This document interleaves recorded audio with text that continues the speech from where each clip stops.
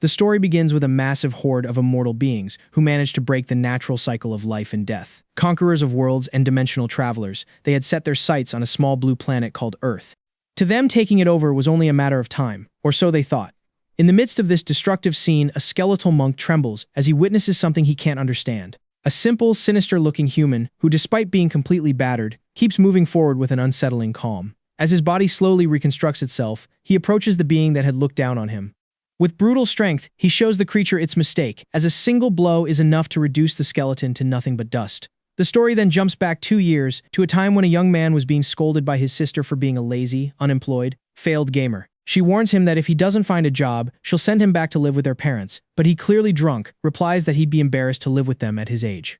His sister looks at him like a shameless moocher living off his younger sister, and warns him that with the new year coming, he needs to find work. Too drunk to listen, he asks to talk the next day, stumbling into his room and collapsing face first onto the bed. There, he accepts his reputation as Kang Hyun, the most pathetic guy in the universe. Since moving to the city, the only thing he's managed to get is an internship, which sounded good on paper, but wasn't enough to live on. Even though his attention is on the game still running, he doesn't even have the energy to get up and turn it off. He just wishes life were as simple as a video game, one where he could get a good job as a swordsman or an adventurer. With that thought, he finally falls asleep. Meanwhile, the planet Earth activates an ancient defense system, detecting an anomaly. The Haken dimension is attempting to cross the boundary of reality, but the invasion is halted by the system's automatic response, placing the entire world into what it calls a tutorial phase. Because of this, Kang wakes up in a strange place, an empty space filled with floating light. Letters appear suspended in the air in front of him, where he reads about the connection with the Haken dimension. It will be complete in 4 years, and he has been selected to participate in an 8-stage tutorial. In this place, dying is just as real as living, and he cannot give up. But if he manages to clear the stages, he will achieve his awakening. With all this information, the guy tries to process what's happening, thinking it's just a dream of someone with a gaming addiction who needs therapy. He feels like the family disappointment, and uses that as motivation to finally take his work life seriously. Though that's a problem for tomorrow's Kang. For now, he'll just enjoy the dream. And so he enters the first stage as the system wishes him luck in saving the Earth.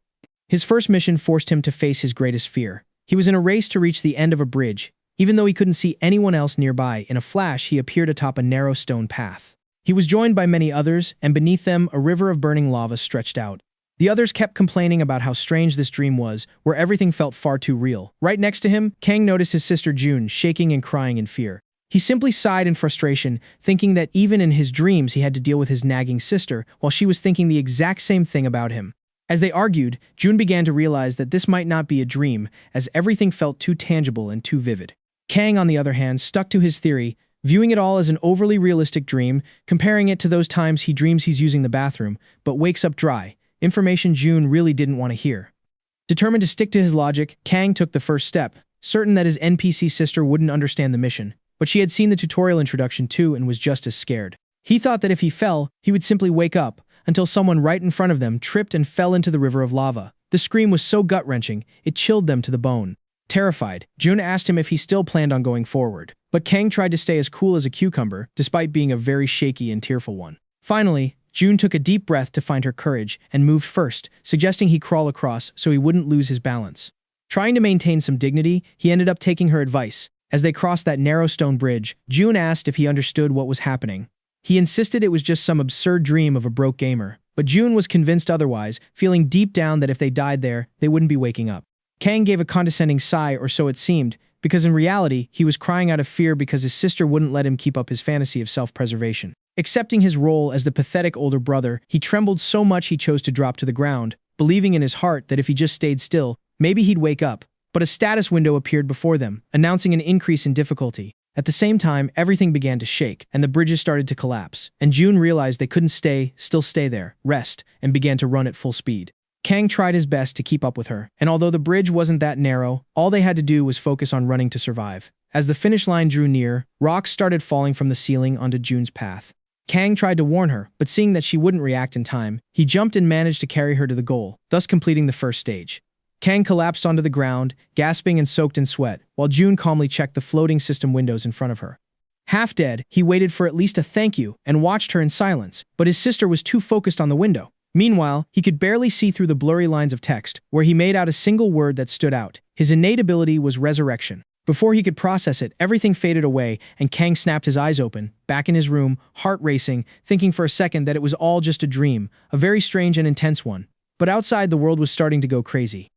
The internet was flooded with comments and videos from thousands of people who claimed to have had the same experience.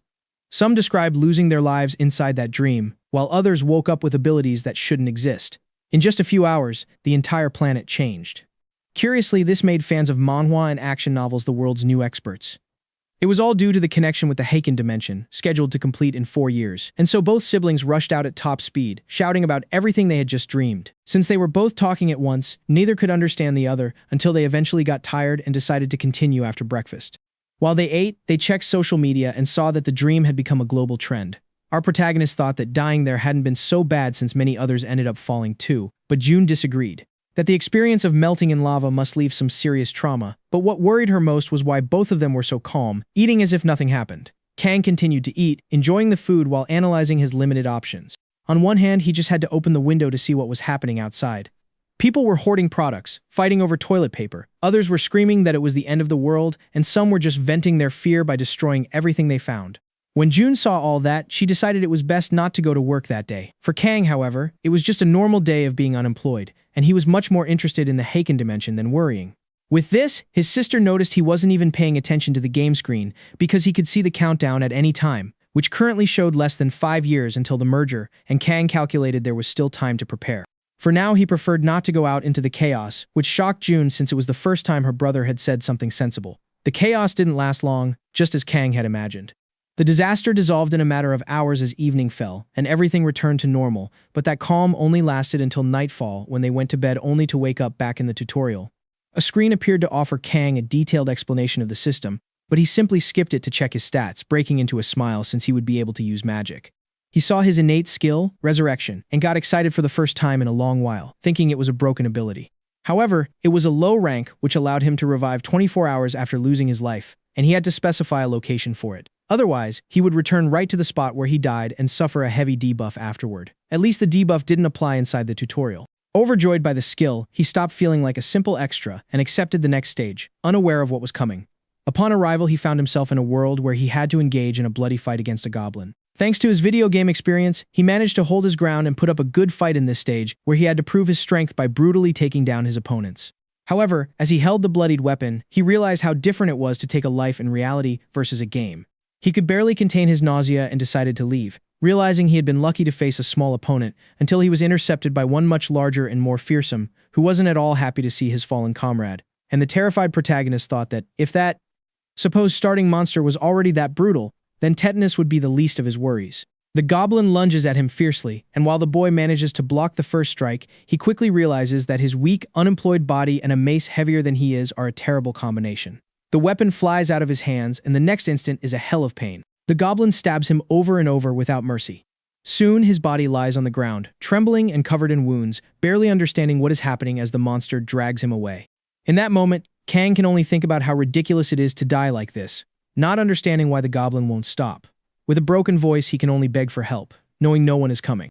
He reflects on how much blood a human can actually have, counting every drop that left his body during the struggle and the agonizing torture inflicted by 4 goblins until he finally escapes with his last breath. Jung then wakes up, startled and feeling dizzy, complaining that those crazy dreams won't let her sleep in peace again. She enters Kang's room and finds him a total mess, wrapped in sheets like a worm, with wide eyes and a 1,000-yard stare. Jun just sighs and goes to make some tea to avoid the drama. Later, Kang is much calmer. After some very graphic and unnecessary torture, Jun prefers not to listen. She also died in the dream, but for her, it was quick, unlike the B-movie horror show our protagonist went through.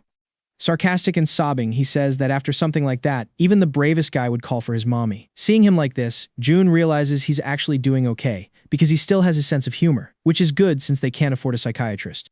The hospitals are already full because of those dreams. Kang is fine without therapy anyway, since he can't pay for it. Jun looks at him with resignation, seeing the same unemployed guy as always, but at least he's alive.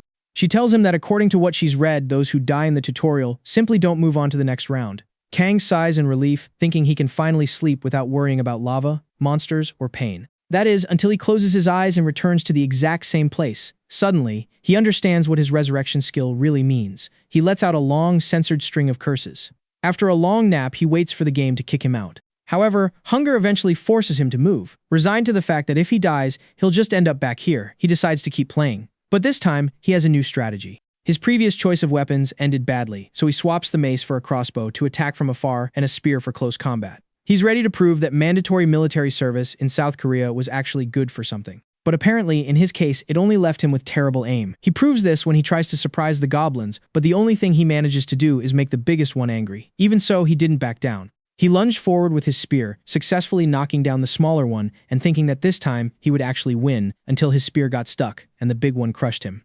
He woke up startled in his bed, breathing heavily, but at least feeling grateful that this time he died quickly. And so he kept repeating the same point over and over again, insulting the system while switching weapons with every attempt. He relied on YouTube tutorials as his last hope of not dying like a total amateur, returning to the battlefield with renewed energy, only to wake up screaming a minute later, vowing to return and get his revenge while John watched him from the doorway, filled with secondhand embarrassment. And so it went on, with him entering and leaving that world again and again, learning basic sword movements as if his life depended on it. After 8 hours of constant training, he managed to gain 1 point in stamina, though the effort left him completely exhausted. Checking his status window, he finally remembered he still had a free point from the first game and assigned it to strength, hoping that this time it would finally make a difference. He went back to fight the goblins, but this time exhaustion got the better of him, and he died immediately. Still, he kept pushing himself again and again, balancing his training and making steady progress, until he increased his stats enough to defeat the initial goblins. However, the rest of the horde took him out without mercy. Still exhausted and out of strength, he continued to train his scrawny body to the limit. When he finally collapsed, he saw that his efforts were rewarded with a new skill. Even though it was rank F, the most basic and pitiful rank a swordsman could have, he returned to the battlefield with a wild smile, ready like a rabid dog to face the goblins once more. Kang finally began to understand how this stage worked. First, he had to defeat the goblins in the fortress, and then deal with the 3 in the forest. With that plan in mind, he moved forward, sniping the first one in the forest with his crossbow and finishing the second with his sword. Everything was going well until the last one arrived and started giving him many more problems arise, and they end up locked in a sword clash that feels like it lasts forever. The goblin tries to crush him with pure strength, but he manages to hold it back with his shield. He notices the enemy's movements are getting slower, as if his own body is finally reacting, and though he struggles to maintain the clash, he doesn't give an inch. In the end, those swordsmanship skills he always thought were useless were helping him more than he realized. However, just as he tries to go for the throat, his body begins to falter, and the goblin seizes the opportunity to easily disarm him, nearly breaking his hip with a heavy blow. He manages to dodge at the last second and luckily notices that the monster seems to enjoy causing suffering more than a quick kill. He clings to that small advantage using his best dirty tactics. First, he blinds it by throwing dirt in its eyes, and then he takes advantage of its distraction to hurl a stone directly at its shin.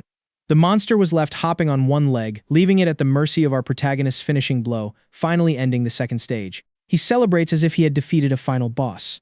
Kang gets up with his ego through the roof and decides to celebrate by making breakfast, moving through the kitchen with the pride of someone who just saved the world. Though he nearly chokes when his sister, still half asleep, manages to understand what he's babbling about, and at that exact moment, the system shows him a message. The tutorial has ended. You can now use your powers outside the game, just in time for the appearance of the first dungeon. And then a massive gate drops right in the middle of the street, and it's not the only one. Those same gates begin to appear all over the world, in plazas, stations, and city centers, and only they can enter, and each dungeon has a specific time limit to be completed. The siblings do what any sensible person would do. They lock themselves at home while the world outside descends into chaos once again. Checking social media, Kang notices that those turning 18 are being pulled into the tutorial, while June watches how people fear what will happen to the awakened who dare to enter the dungeons. Our protagonist thought they were overreacting, just like everyone else who was constantly checking their status windows, which was something many were complaining about. He also tried to check his, but in his case, his window wasn't fully working yet, since he hadn't finished the tutorial, so he asked his sister if she had any info on the third stage. She suggested he be patient since there was almost no data available. Even so, the protagonist, confident in his training, vowed that this time he wouldn't be defeated in such a shameful way. Yet the very next moment, a monster is urinating on him. Let's backtrack a bit to the beginning of the third stage, which turned out to be a test of patience and perseverance. The goal was to defeat the boss, Gurkha. There was Kang, dressed in a full ghillie suit, assuming it was an infiltration and assassination mission. The problem was he had no idea what kind of monster this Gurkha was, so before jumping in, he decided to check the rewards from the previous stage, using some points to level up, and unlocked basic skills in swordsmanship, shields, and the crossbow. All of this excited him, and even though the description seemed written just to mock him, he decided to ignore them, spent points on extra lives, and checked his inventory, finding an old, worn-out sword. Still, he got as excited as if he'd just found a legendary relic, and with that, he convinced himself he was ready to face the Gurkha. He remembered his inspiration for this stage, Carlos Hathcock, the American sniper who managed to eliminate his target after crawling for over a kilometer. Kang ended up admiring him after discovering how ridiculously hard it was to crawl for 10 straight hours through a humid forest full of bugs. Halfway through the trek, he regretted not wearing a diaper, because by the time he reached the target area, he was covered in bites, leaves, and plenty of sticky substances. At least he confirmed his camouflage was so good that it made him practically invisible, so effective that one of the guards even decided to empty his bladder right on top of him. As the liquid soaked into his suit, Kang felt his pride dissolving drop by drop. He tried to stay calm, repeating the motto of the stage, patience and perseverance, holding on just a little longer, until his dignity finally lost the battle. She completely lost her dignity battle, and he charged straight in. With a single blow, he took out the guard, though his feat had a bit of a side effect. He woke up not just one, but the entire enemy camp. Surrounded, furious, and with no way out, he decided to at least go out with a cool line, shouting at the top of his lungs, "Come at me, you bastards!" He fought with everything he had, making it clear that patience wasn't his thing. And though he eventually fell, he didn't leave empty-handed, accidentally unlocking a new skill called Lion's Roar of Fury, which can lower enemy morale and remove his own debuffs. Returning for his second attempt, this time during the day, he remembered his first humiliation. He knew the strongest warriors left the base in the morning, leaving only the weak ones behind. Taking his chance, he swept through them without much resistance, convinced that maybe patience wasn't so necessary after all. He then impulsively burst into the boss's tent like a madman ready for a fight. However, he found Boss Gurkha protected by two mages who instantly paralyzed him. The protagonist cursed how unfair the tutorial was, but then he remembered his new skill. With a savage roar, he freed his body from the magical energy, and leaping through the air, he finally managed to defeat the boss and complete the stage. He set a new record and earned rewards like slight regeneration and the temporary title of Unwavering, given to those who show patience and perseverance. In his case, it was the exact opposite. After clearing Stage 3 in just 2 attempts, he started thinking he was a prodigy, convinced he'd finish Stage 4 in record time. Or at least, that's what he thought a month ago. In the present, the news announced that teams were still being deployed to clear dungeons, as only 40% had been completed. Additionally, the number of Awakened continued to grow rapidly, and June listened to all of this while alternating her attention between the TV and the shouts of her idiot brother, thinking he had died again. But no, this time Kang gave off a powerful aura, celebrating that he had finally passed the stage by destroying all the enemies.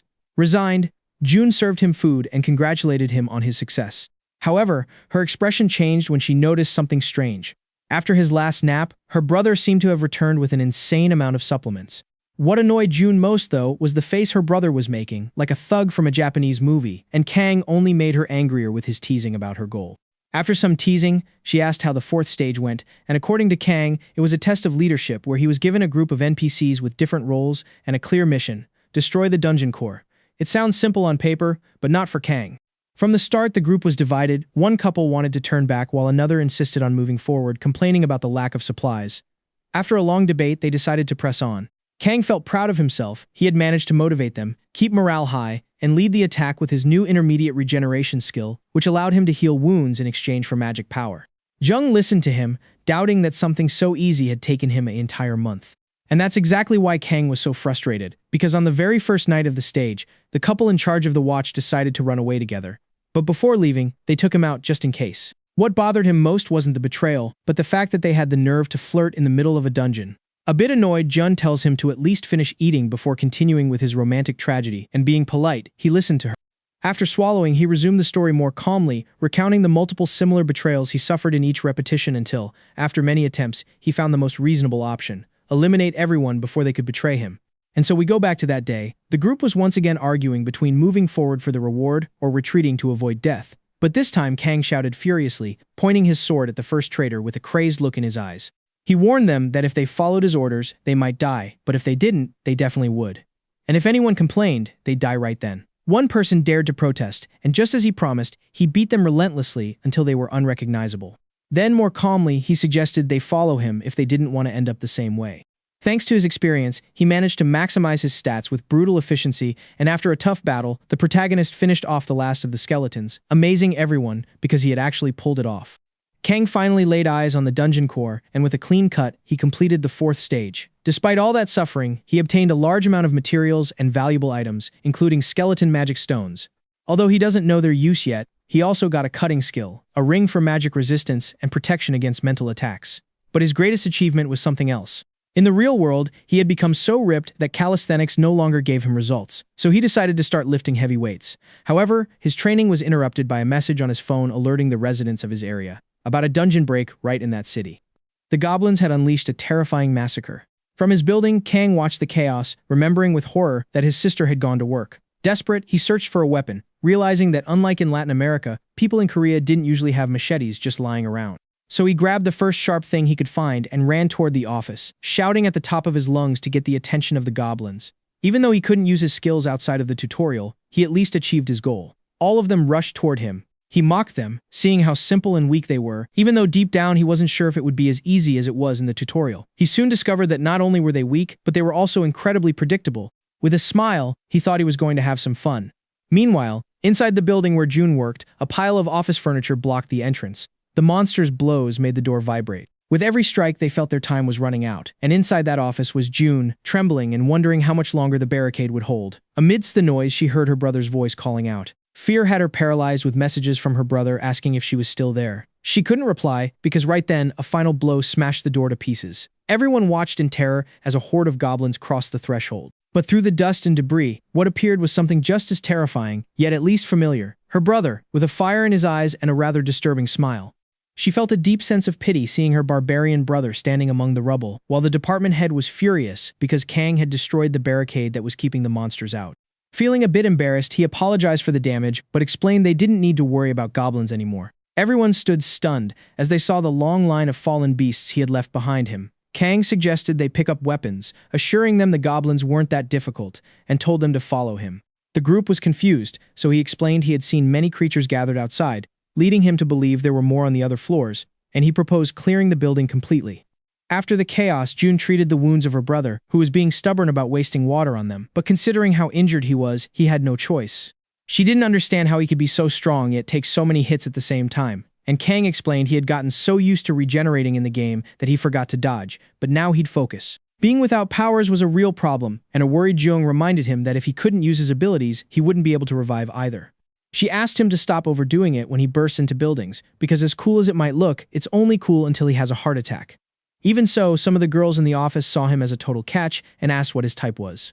Excited, he replied that he just wanted someone who could put up with a man who curses from sunrise to sunset, showing off his lack of charm. Then, without realizing it, he closed his eyes for a moment and was back in the game. This time, he was on stage 5, a trial where he would have to show his wisdom. In front of him stood a group of beautiful girls, and the mission was simple. In theory, in an Among Us style, he had to figure out which one of them was the succubus. The problem was, he only had one clue. Succubi drained the energy of men, and they were incredibly beautiful. Kang looked at the group in front of him and knew without a doubt that he was in trouble. Then one of the girls approached with a malicious smile and asked him who he thought the succubus was. Dazed, Kang could barely say anything coherent. Luckily, a magical sound chimed, warning him that a charm attempt had appeared. That night, while the NPCs were setting up camp, Kang sat in front of the campfire, thinking about all the pathetic ways he'd died in previous stages. For once, the situation didn't seem so bad. Looking around, he sighed in the silence. He thanked the gods for such a well-deserved break, though he had to hold back a smile of victory because he didn't want the succubus to notice. He thought about using one of the NPCs. However, he ruled out the men since they were vulnerable to charms, but he decided to rest a bit before acting. When he opened his eyes, he saw a familiar ceiling and screamed like a madman because he was back in Jung's office. The others were just glad he was awake because they could finally leave, happy that the army had arrived. Kang barely heard them, frustrated that he had lost again, until he realized the truth. He went to the window and watched as the military wiped out the goblins. Everyone there finally felt a sense of relief, and they all seemed calm, except for Kang.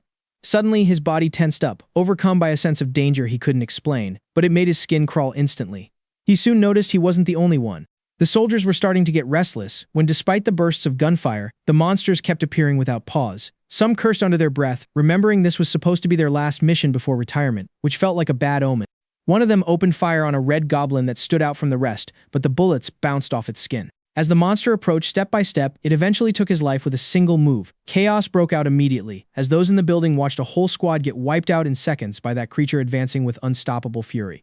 The soldiers unloaded everything they had, but the goblin didn't even flinch, leaping among them, and with a single strike sent several to an early grave. Everyone was terrified watching the grotesque scene, including our protagonist, who fixed his gaze on the terrible monster, which seemed to stare back at him. In one of the other trucks, the soldiers tried to react, still not understanding what on earth had happened. They called for reinforcements over and over, but only received confused responses as no one knew what had hit them until they saw it on top of a truck. The Red Goblin watched them with a sadistic smile, licking its lips as if already tasting its next meal. Terrified, the soldiers kept calling for backup, but the response wasn't what they expected. They were told a capable civilian would be sent, and seeing their current position, all they could do was face it with some dignity. So one of them took a deep breath and aimed his rifle to give it his all, but the weapon jammed, leaving him at the mercy of the monster, which advanced relentlessly, enjoying the panic it caused. Then, a concrete block flew through the air at high speed, hitting the Red Goblin right in the face and sending it flying, courtesy of Kang, who arrived just in time to save the soldier. The soldier continued to shake in pure panic, and upon seeing Kang's expression, he found him even more terrifying than the goblin itself. By reflex, he tried to fire, but the rifle was still jammed. Kang raised his hands to calm him down, making it clear he was human, though the soldier struggled to believe it. In the end, he finally accepted it and tried to apologize, but Kang brushed it off, explaining that he didn't save him out of the goodness of his heart, but because when he looked into his eyes, he realized something simple and terrifying. If the soldiers fall, the next stop will be his sister's company. Because of this, he prefers to face it in the open, so he asks the soldier to stop firing because the bullets might hit him. Instead of ammunition, he orders them to use tear gas. The soldier suggests he at least put on a mask, but there's no time for that, and Kang insists he just throw them, warning him that if he misses, they'll both be dead. The soldier nodded and ordered the street to be cleared. Then, the Red Goblin stood up, roaring in a fury, while Kang prepared to let out all his pent-up trauma. And just as the soldier threw the gas grenades, they flew through the air and landed right on the monster, covering it in a dense cloud. The gas irritated its eyes, making it cry while it swung its weapon desperately, which was exactly what our protagonist planned. He was also crying, but he knew that when goblins feel cornered, they get desperate. For a creature with such tough skin, this was perhaps the first time it had ever felt pain, a pain that Khan knew all too well. He disarmed the monster and began a frantic, crazed attack, laughing and crying at the same time. Despite all his effort, he couldn't pierce the enemy's skin. The soldier watched in awe, thinking he must be the Awakened they had heard about, but he wasn't. The real Awakened arrived right at that moment, shrouded in a flash of electricity. Confused, he looked at the scene, believing Khan was another support companion, while Khan stopped to catch his breath, unable to believe that so much effort hadn't managed to leave a single scratch on the monster. He thought about using a special attack, but remembered with annoyance that he only knew how to slash. Luckily, the new Awakened charged forward, moving at an impossible speed, cutting through everything in his path except for the Red Goblin, who took the hit without even flinching. Seeing this, the newcomer admitted this would be harder than expected. He turned to Khan and said if he was an Awakened too, he should help him find the enemy's weak point. And so the two of them quickly coordinated, attacking relentlessly, peppering the Red Goblin with blows and slashes, while trying to keep it cornered. However, Khan's stamina began to run out, and his sword ended up snapping in two. He desperately searched for another weapon among the rubble, while the other Awakened kept the monster busy with his speed. Finally, Kang grabbed a spear and gripped it, observing the incredible toughness of the enemy, which still showed no signs of damage. He tried to think of a vulnerable spot, and without knowing why, remembered an ancient move straight out of a Naruto ninja manual, managing to land a direct hit at the back of its neck using the deadly technique, 1,000 Years of Death.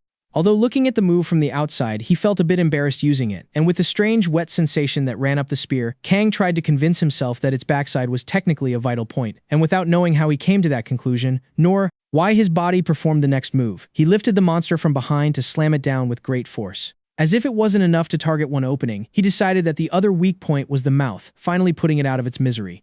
Despite everything, the Awakened Hunter is impressed by the way Kang fights, not understanding how he hadn't met him before, so he ends up believing he must be independent. Meanwhile, Kang notices that the system shows a new item, and even though he has no idea what it is because the tutorial hasn't finished, he takes it anyway and prepares to keep going. When the other guy tries to say something because he wants a share of the loot, Kang decides he doesn't have to share it since he did all the work, speeding off and suggesting the man take the enema.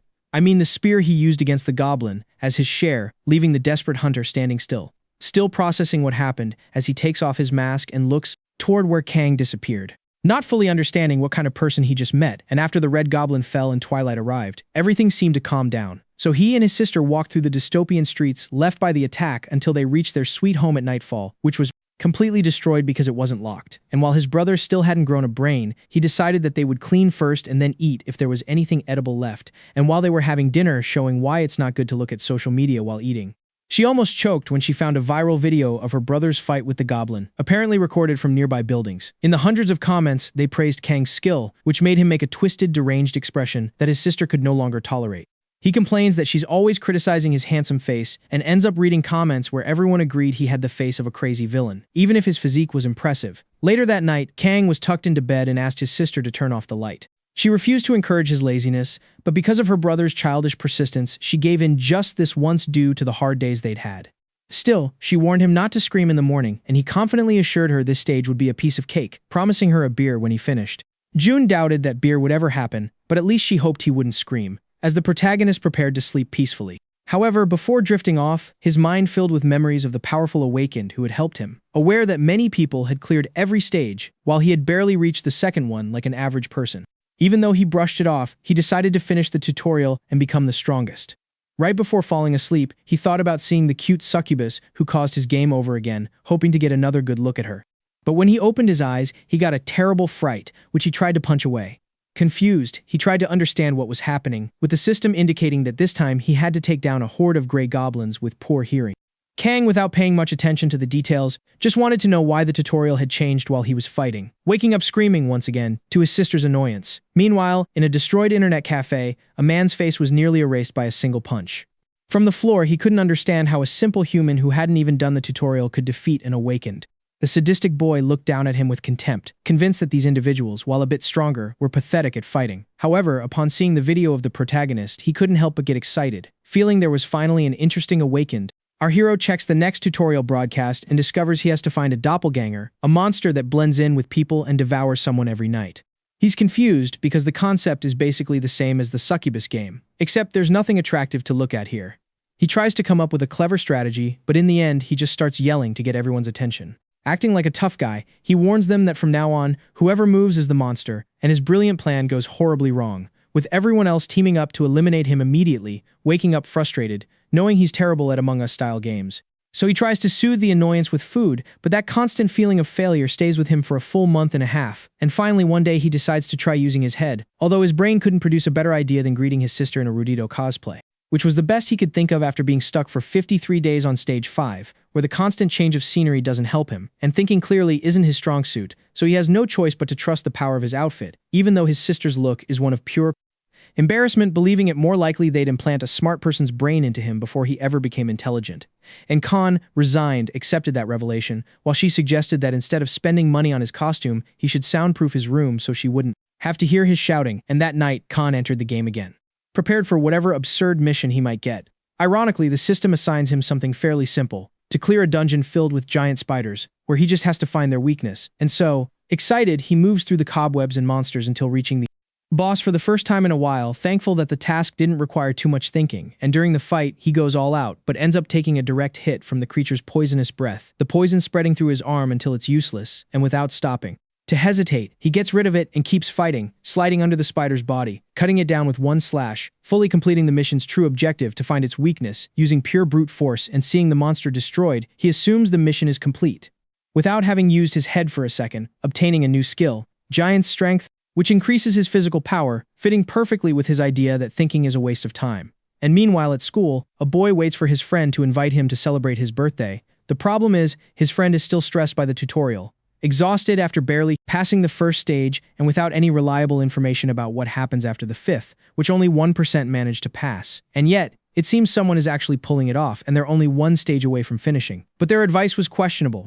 In the third stage, they recommended intimidating teammates, and in the fifth, using muscles like Play-Doh, and the next basically suggested using brute violence without discriminating between enemies or allies, and that's why no one in the comments could believe such theories.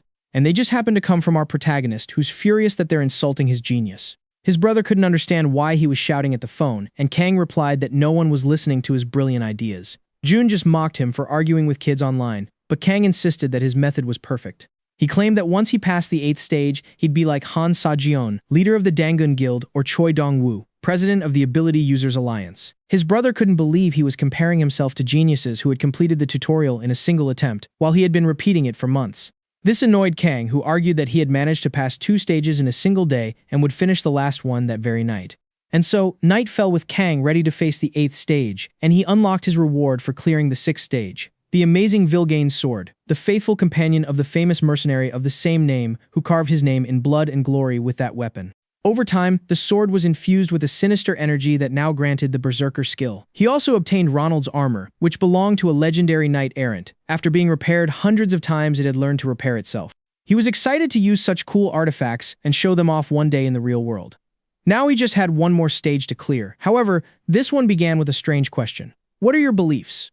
Kang was confused, not understanding what it meant, when suddenly the entire place began to shake. The ceiling cracked and the floor crumbled, leaving him falling into a vast void. He woke up in his pajamas, but he wasn't in his room. He was in the middle of crowded streets, surrounded by a city that seemed alive and bustling. To his surprise, he soon realized that something was wrong when a girl ran right through him, making him realize his body had no physical form. However, the scene was so normal, so similar to Earth, except for one detail that changed everything. The people surrounding him weren't humans. They all basically had the appearance of lizardmen, but their civilization was identical to humanity's. Suddenly, the gaze of a young lizard man fixed on him in an unsettling way, making him think the boy could actually see him. But then the boy's expression changed, showing a look Kang knew all too well, a mix of fear and resignation that made it clear something massive was coming. When he looked back, he understood. A horde of beasts was emerging from dungeons, destroying everything in their path. The crowd panicked. Everyone ran, screamed, and tripped, but nothing could stop the creatures. They were stronger and wilder than anything Kang had ever seen before. The city collapsed in seconds, far surpassing the chaos of the dungeon break he had witnessed personally. This was a true apocalyptic scene, with the system appearing in his vision to show a countdown. Kang understood that this is what could happen to his own world if no one stops it. Plunged into the middle of the chaos, he feels an even more ominous presence, a massive, indescribable being descending upon the city and reaching out its hand. The terror was so great that even the monsters fled, and though Kang knew it was only an illusion, he trembled, feeling like he was about to be crushed by the entity and torn in half. However, he woke up again, this time in a world of pure light, not understanding what was happening. There a luminous, transparent being welcomed him. Kang, amazed, approached and asked if he was standing before a god. The being smiled and clarified that he wasn't, but rather held the highest position in that dimension. He was an administrator, and he stood there admiring Kang while trying to understand the situation. It felt more like a job interview than a divine trial, and with his employers willing to answer his questions, he started by asking if the scene he saw before could happen on Earth. The answer he received was that it all depends on them, and his frustration grows as he realizes such a powerful being does nothing to protect the planet. The being made it clear that wasn't his role. He wasn't there to fight, but to maintain balance. And for that, tools like the status window and the tutorial exist.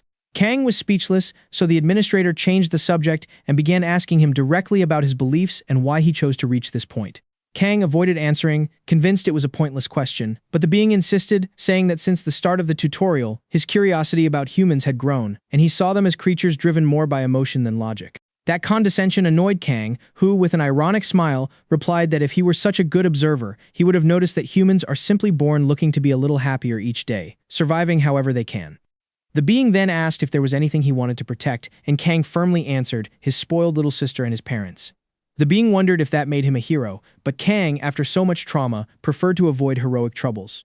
The administrator already knew this, as he had observed that Kang's talent for being a hero was practically zero. Even so, he confessed he found it entertaining watching him and admired how he had tackled the tutorial. Kang thought he was dealing with a sadist, and with that in mind, he asked why the fifth stage of wisdom constantly changed, but the being avoided the question, and so anticlimactically, stage 8 came to an end.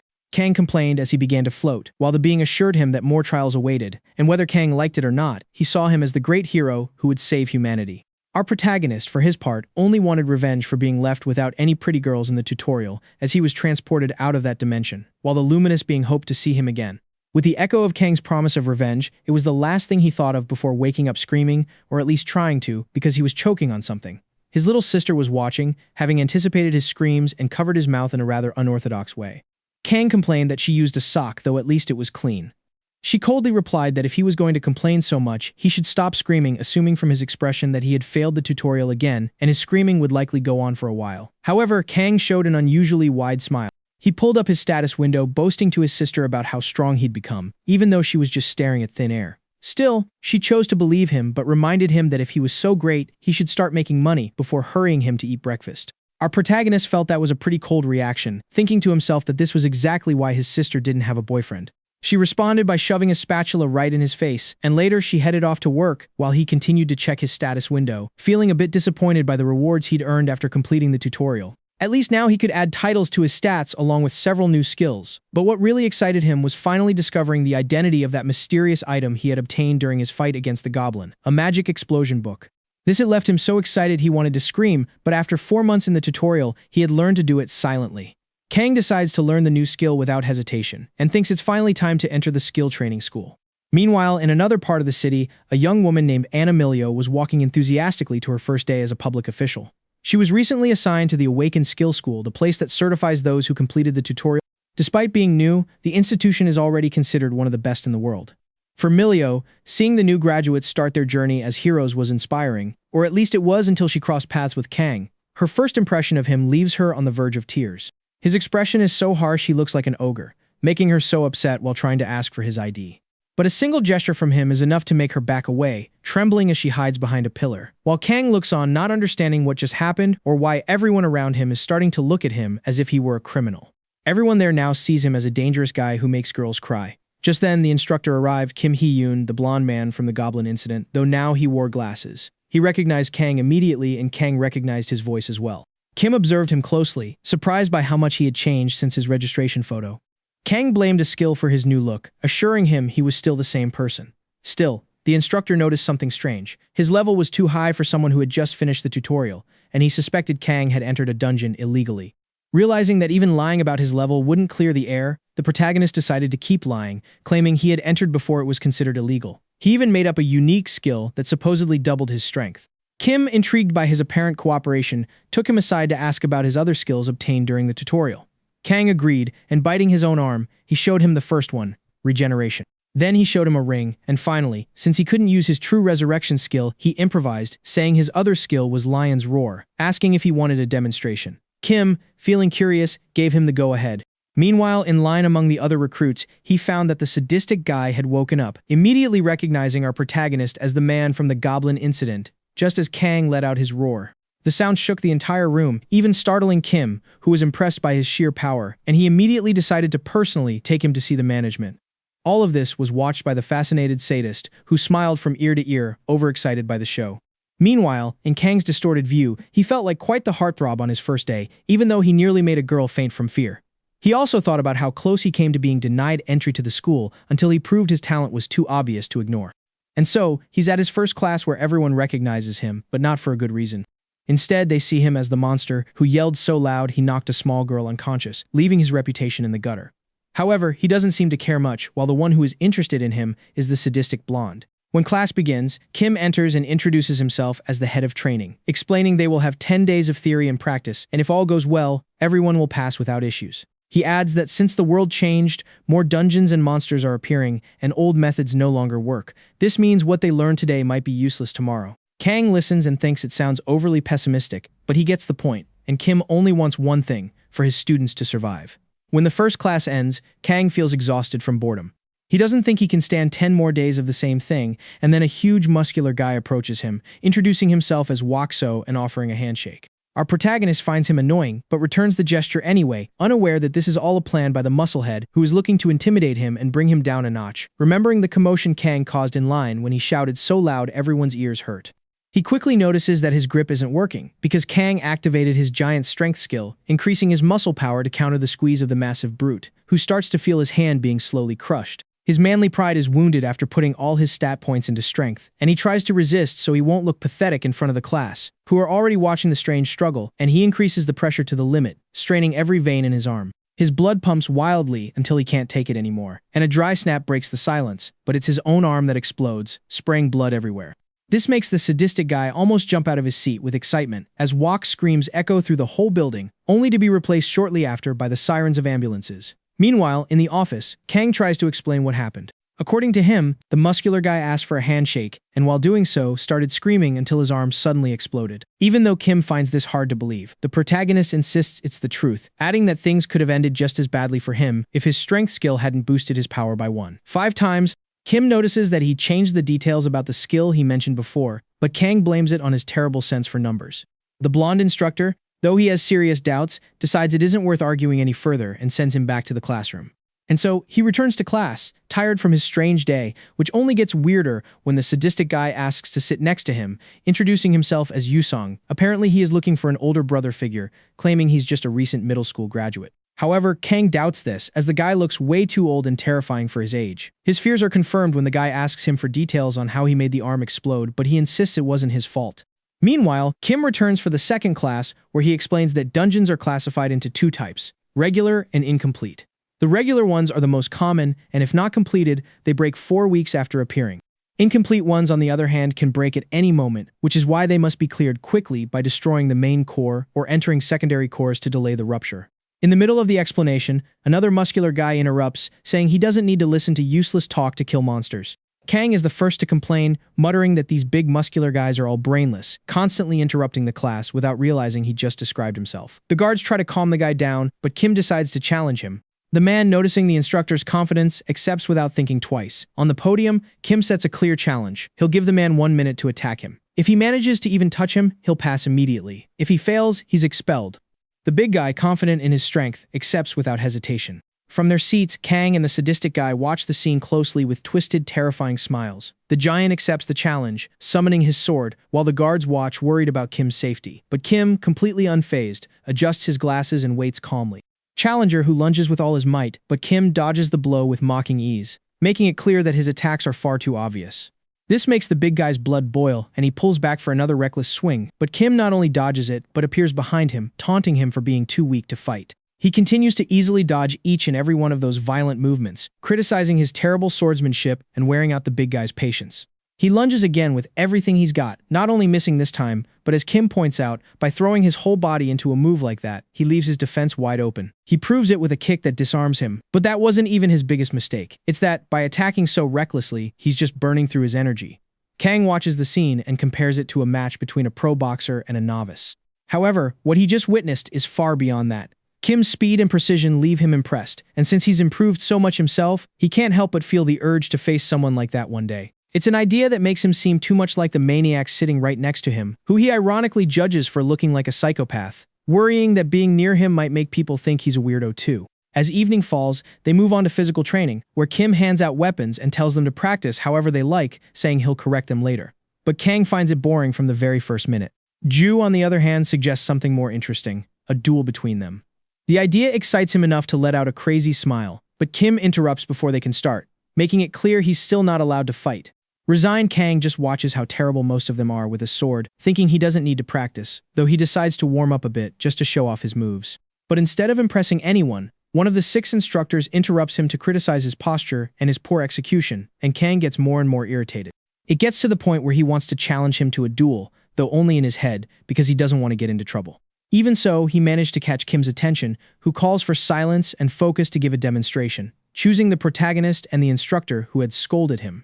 One will use proper form, while the other will do whatever he wants, and the duel will be decided in a single move. Both of them get ready and charge at the same time, and Kang unleashes his overwhelming strength, which is so great that the guard can barely block it.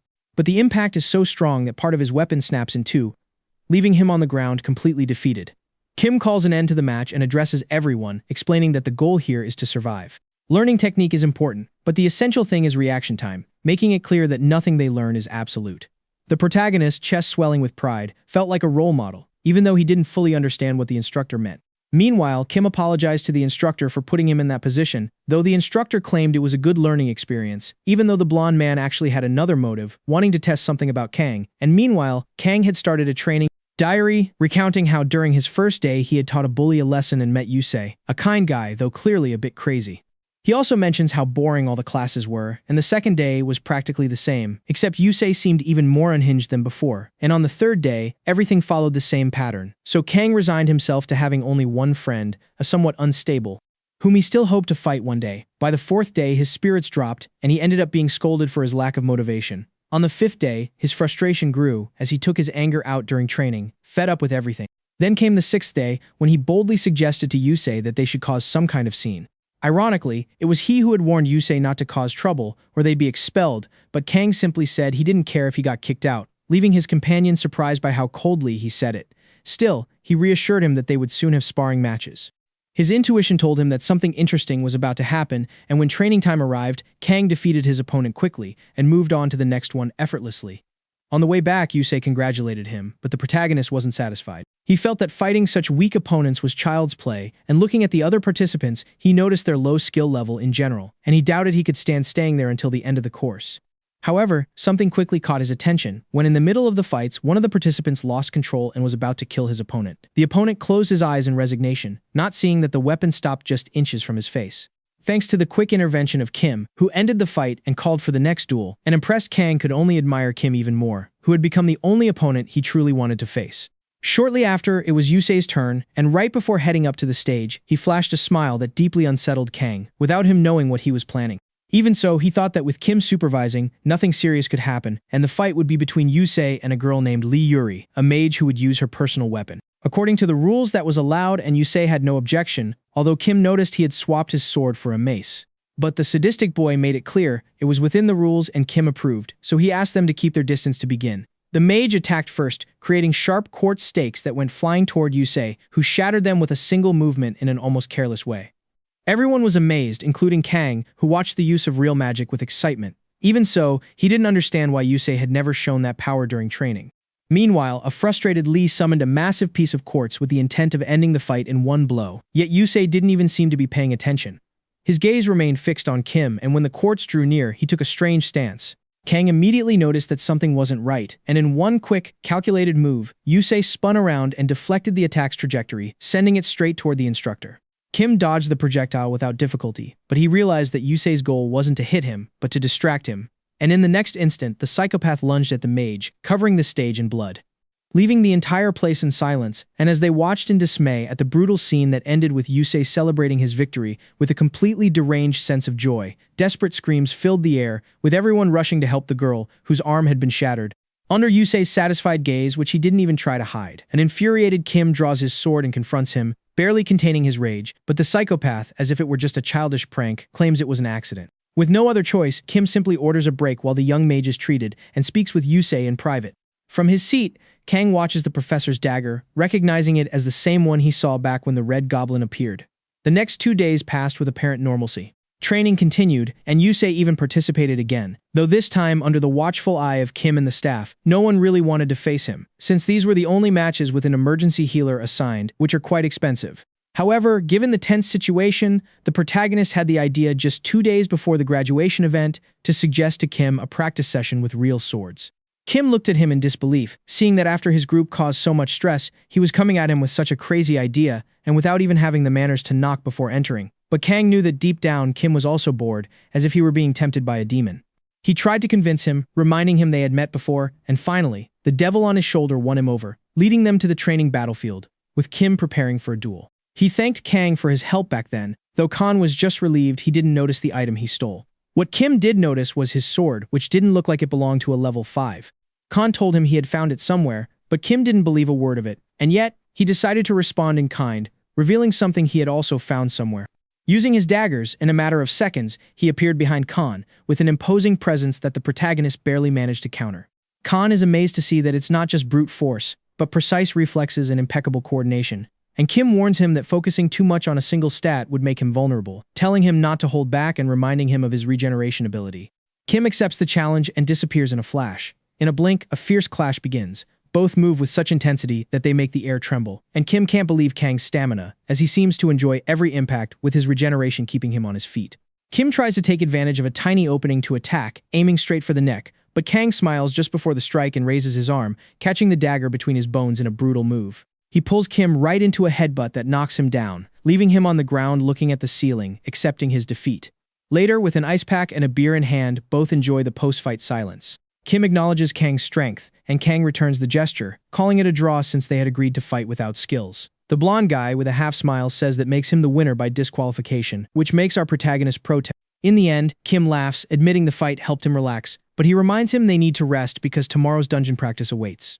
In that very dungeon, which was supposed to be heavily guarded, a mysterious man stood before it, turning his body transparent, moving forward until he passed through the threshold to open the dungeon. The next morning, Kim introduces the group to their designated F-class educational dungeon, Forest and Gelki, warning them that it contains strong monsters and some traps, though those creatures would be their only real concern. He also explained that they were solitary by nature, so they wouldn't face large hordes, adding that he'd explain the rest as they went along. As everyone began to enter, Kang stared in awe at the massive gate. It was his first time entering a dungeon, and he felt a strange sensation as he did, marveling at how impressive it was. However, he approached his only friend to ask if he could theoretically go back out the same door. Yu reminded him they'd already covered that in class, though barely 2 seconds later, Kang told him to back off so he wouldn't be lumped in with the crazy people, even though he was the one who approached. Kim then called their attention to start the demonstration, taking charge of luring a monster. As they headed deeper into the forest, the instructor continued explaining the type of creatures they'd face, which were basically a species of ostrich with high protein levels. They were strong enough to dent armor, which is why everyone was so heavily geared up, and they had to follow the standard strategy, surround it and attack its legs. Everything was going routinely until it was announced that the dungeon core was collapsing, about to cause a dungeon break. Kim immediately ordered everyone to evacuate, even as the dungeon sky began to crumble. The instructor handled the situation like a simple evacuation, staying calm and waiting for everyone to get out. They exited calmly through the portal, and once they were out, Kim started counting them. The others were confused about who had managed to enter the dungeon without authorization. However, right behind them, the portal began to turn murky and collapse, leading the assistants to call for reinforcements. Everyone was ordered to leave immediately, and Kang arrived at the scene without fully understanding what was going on.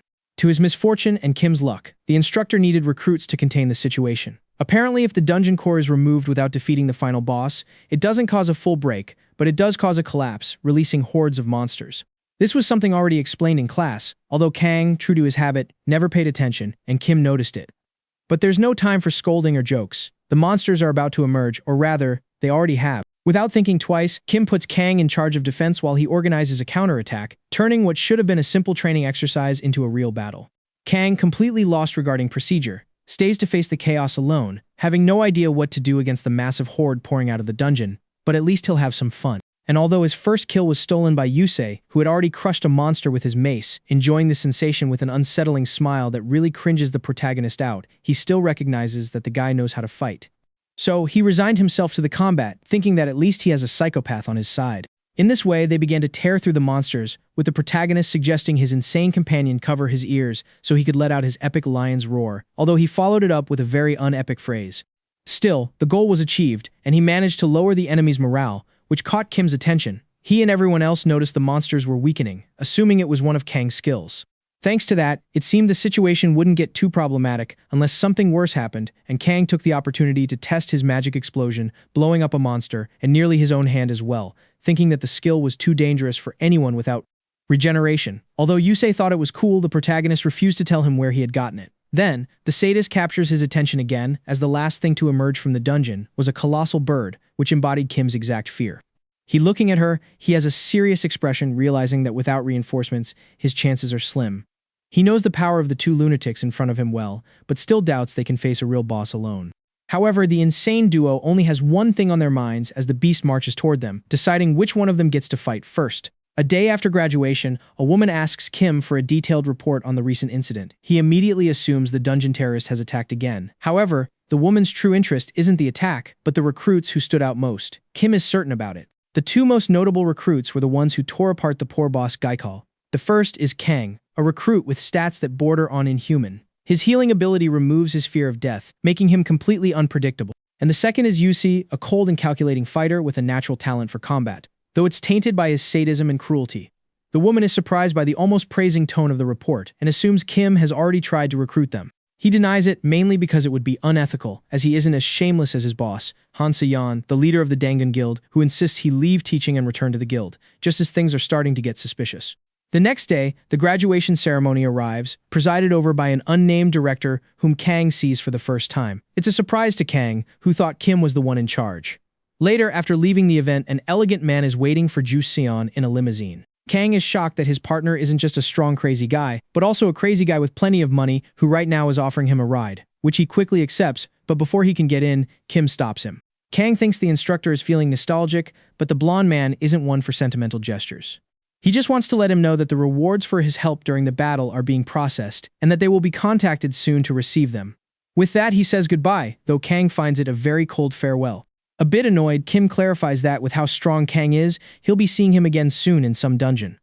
Even so, he warned him not to forget the responsibilities that came with his new power, as he was now an official awakened, a license that Kang carries with pride as he shows it off to his little sister. However, she barely pays attention, even though he was convinced she couldn't keep ignoring him once he became a hero who cleared dungeons. Ironically, he didn't even know how to find one. Surprisingly, June was more informed and explained that everything was on an app. The protagonist was surprised she was so smart, but June had simply read it on Facebook, and she began to worry that all those muscles were consuming her brother's brain. While he checked the app, he saw that all the data, locations, rewards, and recruitment info were actually there, and he thought it would be a good idea to find a dungeon to make some money and show off to his mother, since dungeons turned out to be a profitable business. Not just for the items found inside, but also for the cores, which were energy jewels that brought in great income. The news wouldn't stop talking about it, and Khan's father watched with pride, remembering that his son had obtained his awakened license a month ago. His wife also recalled that he recently sent them a bag full of money and the news that he had bought a used car. The father felt happy that his son was already earning more than he was, while the mother couldn't help but worry about the type of work he did. Still, the man maintained a clear philosophy. It's better to be dead than unemployed at his age. Besides, he believed dungeons were always tackled in teams and that his son wasn't reckless, as both agreed they raised someone intelligent, calm, and wise. Coincidentally, at that very moment, their son was completely alone, taking down monsters with reckless brutality, laughing in the middle of the chaos while turning the battlefield into a bloody spectacle. Outside, his reliable used car was parked right near the entrance of the dungeon. He was getting a call from his mother, who was worried at home because he hadn't answered all day, but his father told her to let him sleep. However, the father asked that if she managed to talk to him, she should tell him to help with a small problem in front of the supermarket. It was a dungeon that had just appeared, though his wife reminded him that it was the government's job to handle it. She then said that since their son already works in that field, he could at least help speed things up, but it seemed it was already too late. From the dungeon entrance, a massive number of orc warriors began to emerge, along with a colossal final boss. And so, with the arrival of dawn, the protagonist emerged victorious after clearing the dungeon. He planned to head straight for an E-class, but finally used his head and decided it wasn't worth finding out if his resurrection ability worked in the real world, preferring to go get some rest. However, when he reached the car, he found 30 missed calls from his sister. And when he called back, he heard June give him some news that left him completely frozen. Meanwhile, the news reported that they were trying to control the dungeon break in Angrav, cordoning off the entire area to prevent further damage. However, there was growing fear for the safety of the people trapped in the affected zone. Given the gravity of the situation, Dan Gunn volunteered for the rescue operation. All this was happening while Kang prepared to leave, and his worried sister tried to stop him, insisting he shouldn't go alone. But he confidently assured her it would be easy for someone like him. June was annoyed and told him not to let his ego take over. However, Kang calmed her down, promising he would be fine and that he would return soon with their parents. When he finally reached the containment line, the military was blocking his path, but everything changed when a high-ranking officer ordered them to let him through, explaining they needed every available awakened, though he made it clear he would be proceeding at his own risk. Kang accepted without hesitation and set off at full speed. He quickly proved to be a poor example of safety, though, by checking the news while driving. He read that 5 dungeons remained open, and he prayed his parents could hold out until he arrived, hoping no monsters would appear nearby. As if punished by karma for not watching the road, he didn't notice a massive boar that brutally rammed him, causing a spectacular and violent crash. Despite the wreck, Kang emerged unharmed, though he was furious over the fate of his reliable car. He decided to get revenge and prepared to face the animal. But the roar of the enormous beast made him reconsider, and this was followed by a deafening rumble behind him, announcing the arrival of a massive stampede of orcs. Resigned, Kang thought he must have been Goblin Slayer in a past life, because they always seemed to have something against him. So he opted for the best revenge possible. Forgiveness and a high-speed escape, leaving the furious boar behind, which soon had to deal with the goblins. That way, our protagonist escaped both threats without needing to fight, though also without his revenge. Now, without his car, he had no choice but to rely on the old reliable method. Running on his own 2 feet, he ran without rest until night fell, still far from any power source, so he couldn't use his phone much. To make matters worse, he had taken the most remote shortcut he could find, and as if the night weren't long enough, a threatening presence approached at high speed. Kang reacted on instinct and managed to cut off its head just in time. The body fell to the ground, revealing a dog-like creature capable of turning invisible. It was the kind of creature that would surely keep him awake at night, especially since an entire horde of those beasts appeared around him, moving through the shadows, and Kang raised his weapon. He is determined to take them head-on, carving a path through them without a strategy. Carrying a wild smile, he just wants to have some fun before sunrise. When the sun finally comes up, the protagonist is sleeping peacefully on a tree branch, surrounded by the bodies of dozens of invisible wolves. He's a bit sore because his makeshift bed of branches was uncomfortable, and he stretches before getting back on the road. Meanwhile, his mother reads the message he sent, saying he would arrive in the morning. She is holed up with her husband, trying to convince herself that their son will be okay, both fearing he'll take too many risks for them. While the father trusts Kang can handle a horde of F-rank orcs without any trouble, he can't help but worry about the new monster that has appeared. It's massive, muscular, ugly, and looks completely unhinged, seemingly enjoying the carnage without any remorse. In reality, it's their own son, lost in a wild frenzy and ready for them to embrace their kind and adorable boy. To Kang, defeating F-rank orcs is almost boring, but everything changes when the orc warriors appear, making him realize the dungeon was actually a higher rank. Shouting with all his might, he calls out to his parents, telling them he's there to save them and that they must not come outside no matter what. Inside the house, they hear their son's voice resonating from the throat of the monster roaring outside. They are unable to understand what has happened to him over the last few months. The protagonist begins the fight, crashing into the horde in a burst of energy and violence. The battle is chaotic, and to gain the upper hand, he channels a magical explosion that knocks down the first one. However, he still has to face the other two. He manages to block them, though the impact shatters his wrist. Even so, he fights back with fury and runs his sword through one of them, lifting him into the air and throwing him against his companion, knocking them both down before crushing their heads with a single blow. After a brutal blow, gasping for air, he manages to stay on his feet. Among the bodies, celebrating that he has won, but only for a moment because out of nowhere, a tide of orcs appears, surrounding him. And behind them, a giant orc, towering over the others, standing out from the rest, and Kang looks him in the eye. With no intention of surrendering even though he knows he's cornered, and he sacrifices his healing magic in favor of pure destructive energy, unleashing the power of the giant and the lion's roar to push his strength to the limit, ready to face the monster prepared to win. Or, rather to get hit right in the face, and the blow sends him flying, and even though he gets back up, it's only to be used as a punching bag, aware that they were effortlessly tearing him apart, as if they were simply having fun with him, and each impact left him weaker, until his body stopped regenerating, leaving him only with his skill of resurrection. But still, something inside him drove him to keep going, even with his face mangled, and with blurred vision, he refused to fall as long as his family was still in danger, running back into battle, screaming with what little strength he had left, when suddenly he stops at the sound of the screams of his mother, who watches in terror as the orcs manage to climb to her window, and Kang runs desperately to save her, clearing as many enemies as he can from his path. But he can't make it very far before the giant orc stops him to slam him brutally against the ground, and even lying there, with his head cracking under the pressure of the enemy, he tries to get up, but his strength is leaving him, yet his will remains firm, wanting to protect his family even though his vision begins to blur, and at that moment, a sharp gust of wind tears the general to pieces, without the attacker even breaking a sweat. It was Han Si-yeon, the leader of the Dangan Guild, who had arrived with her team, and one of her subordinates informed her that the area was now clear. She asked about the residents, and they assured her they were safe, though they were still evacuating the wounded, and the woman assessed the scene, regretting the damage, but his subordinate added that because someone managed to distract the orcs at that point, they were able to save many people. Jan sighed sadly, mourning that the person had died holding out until they arrived and ordered that their body be given full honors. However, when they tried to find him, he had already disappeared. And then Kang woke up on his uncomfortable branch, believing for a moment that it had all been a dream.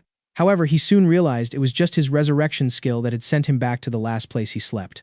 The price was clear, a death debuff that reduced his level and half of his stats for an entire day. But none of that mattered when he remembered that 24 hours had passed since he left his family in danger, and he decided to head back at full speed. Even though his body barely responded due to the effects of the debuff, he still pushed his muscles and started running, praying that everyone was okay, and after 5 hours of an exhausting and painful run, his suffering only increased when he arrived at his hometown. The scene was heartbreaking. His home was destroyed in a scene that struck his soul. Completely in shock, he wandered aimlessly through the remains of what were once his memories until he finally encountered a military unit that helped him get on a phone. It was then that June gave him the terrible news. His father had lost an arm, and his mother was in a coma. 2 months passed like this. On the news, they spoke of the continuous battles of the Dangun Guild, whose leader, Jian, expressed concern over the appearance of increasingly difficult dungeons. Meanwhile, Kang prepared to head out to a new dungeon.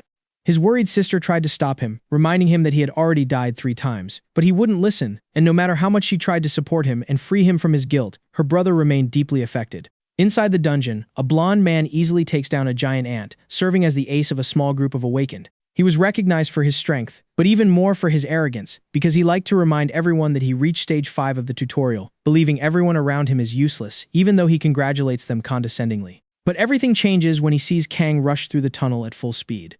The others try to stop him, warning him that he's heading straight for the monster nest, but he doesn't listen. The group, fearing he might die, decides to follow him, and the curious blonde man agrees to go along to see how far that crazy guy gets. They soon arrive at a living hell, where an army of giant ants covers every corner. Kang stands before them and activates his secret skill, Wayne, which makes his whole body vibrate, increasing his strength by 40%, though it strains his muscles at an alarming rate. He waits for the right moment, and when the creatures surround him and he leaps into the attack, his body moves like a storm, and within minutes, the ground is covered in lifeless insects. The group watches in complete silence, amazed to see the madman who just passed them turn the nest into a graveyard with such inhuman brutality.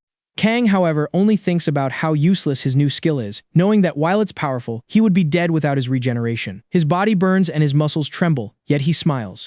Meanwhile, the leader of the small group approaches, genuinely concerned for him, but he doesn't even respond. He simply takes the dungeon core, completing the mission and heading out. The group asks if he's going to collect the monster loot, but he isn't interested in that for now, leaving without looking back while the group's voices echo behind him, celebrating the treasure they just inherited without doing a thing. Later, they walk through the same hallway, and one of the girls breaks the silence, saying the man didn't look well. The leader doesn't care, suggesting she just be grateful he left them so much easy money. Some of them think he might be the solo awakened who clears dungeons on his own, but the blonde man laughs at the idea, convinced it's absurd because no one could clear an E-rank dungeon without a team. But the mocking quickly stops when they reach the main chamber, where the final core has disappeared and the dungeon begins to seal itself. The protagonist, for his part, looks over the reward he obtained, the Antria Shell skill.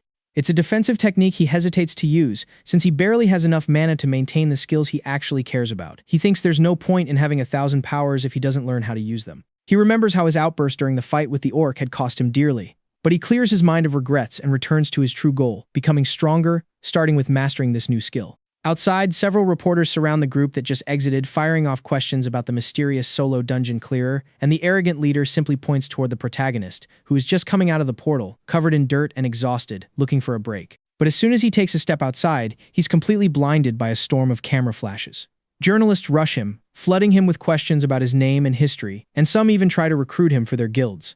Kang just walks through them, pushing one of the reporters out of his way. The man is ready to complain, but upon meeting Kang's eyes, his cold and threatening expression makes him back away in terror. The rest just watch him leave in silence, until murmurs begin to spread, with people assuming he must be some kind of gangster. Meanwhile, Kang is annoyed by the tension. He heads straight for his car, wanting to leave the noise behind, but a smiling man approaches him before he can get in, speaking politely. He introduces himself as a representative of the Xeon Ability Alliance and hands him a card, stating that they have been watching him and recognize his potential. Because of this, the Alliance can offer him unlimited support.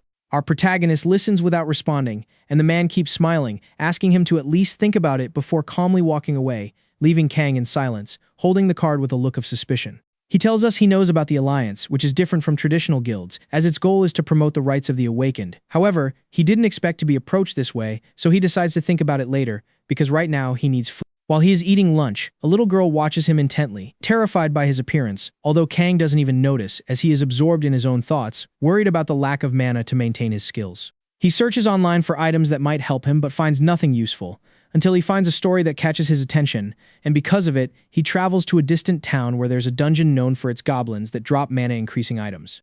It is believed that if the boss is defeated, he could obtain a massive mana buff. However, that dungeon hadn't been cleared because it served as a good spot for farming and making money.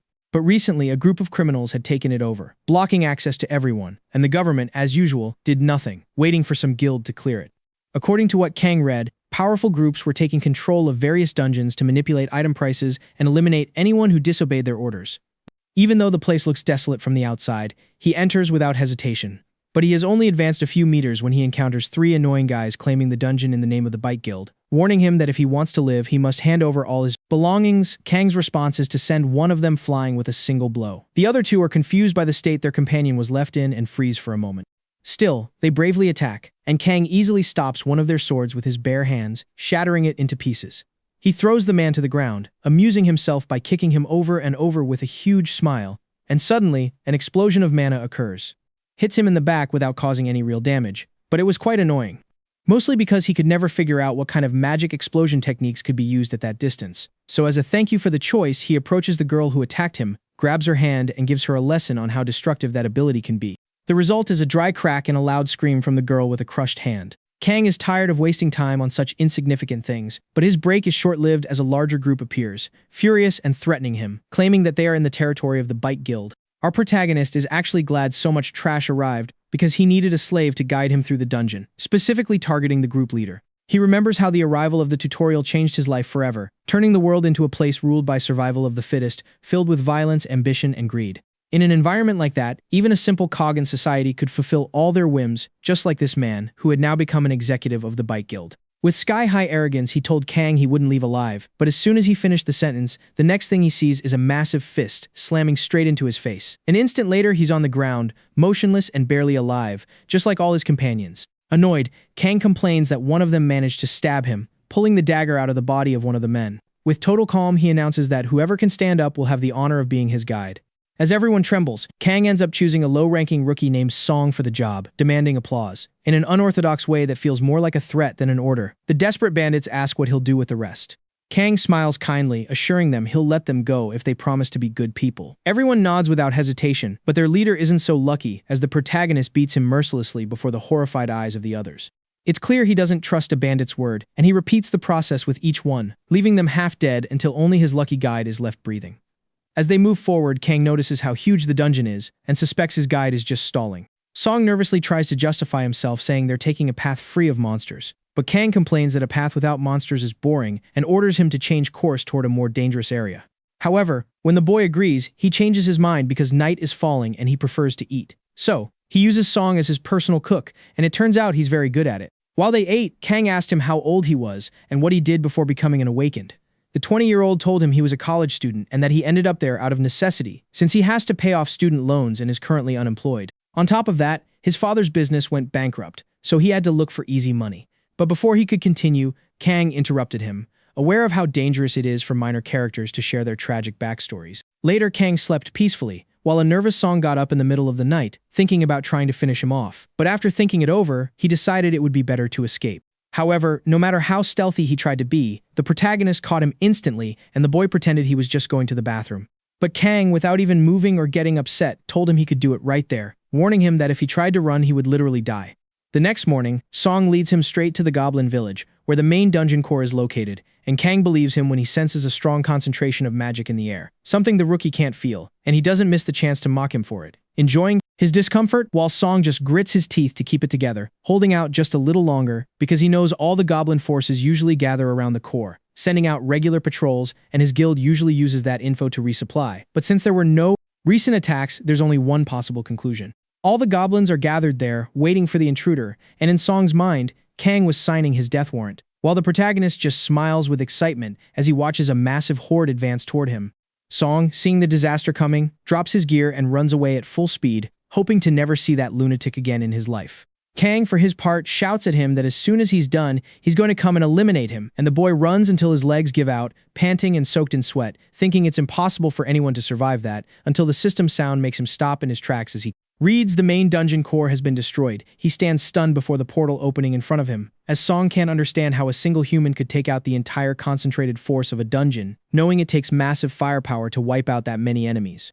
Monsters, and Khan doesn't seem like that type at first glance as he moves forward. He's like an unleashed beast, using his devastating strength to sweep away everything in his path, leaving the dungeon floor covered in bodies. Even with exhaustion setting in, his unwavering stamina keeps him moving. His body is covered in wounds, but he refuses to fall. Eventually, the final boss stands before him, meeting all the criteria Song said a dungeon conqueror should have.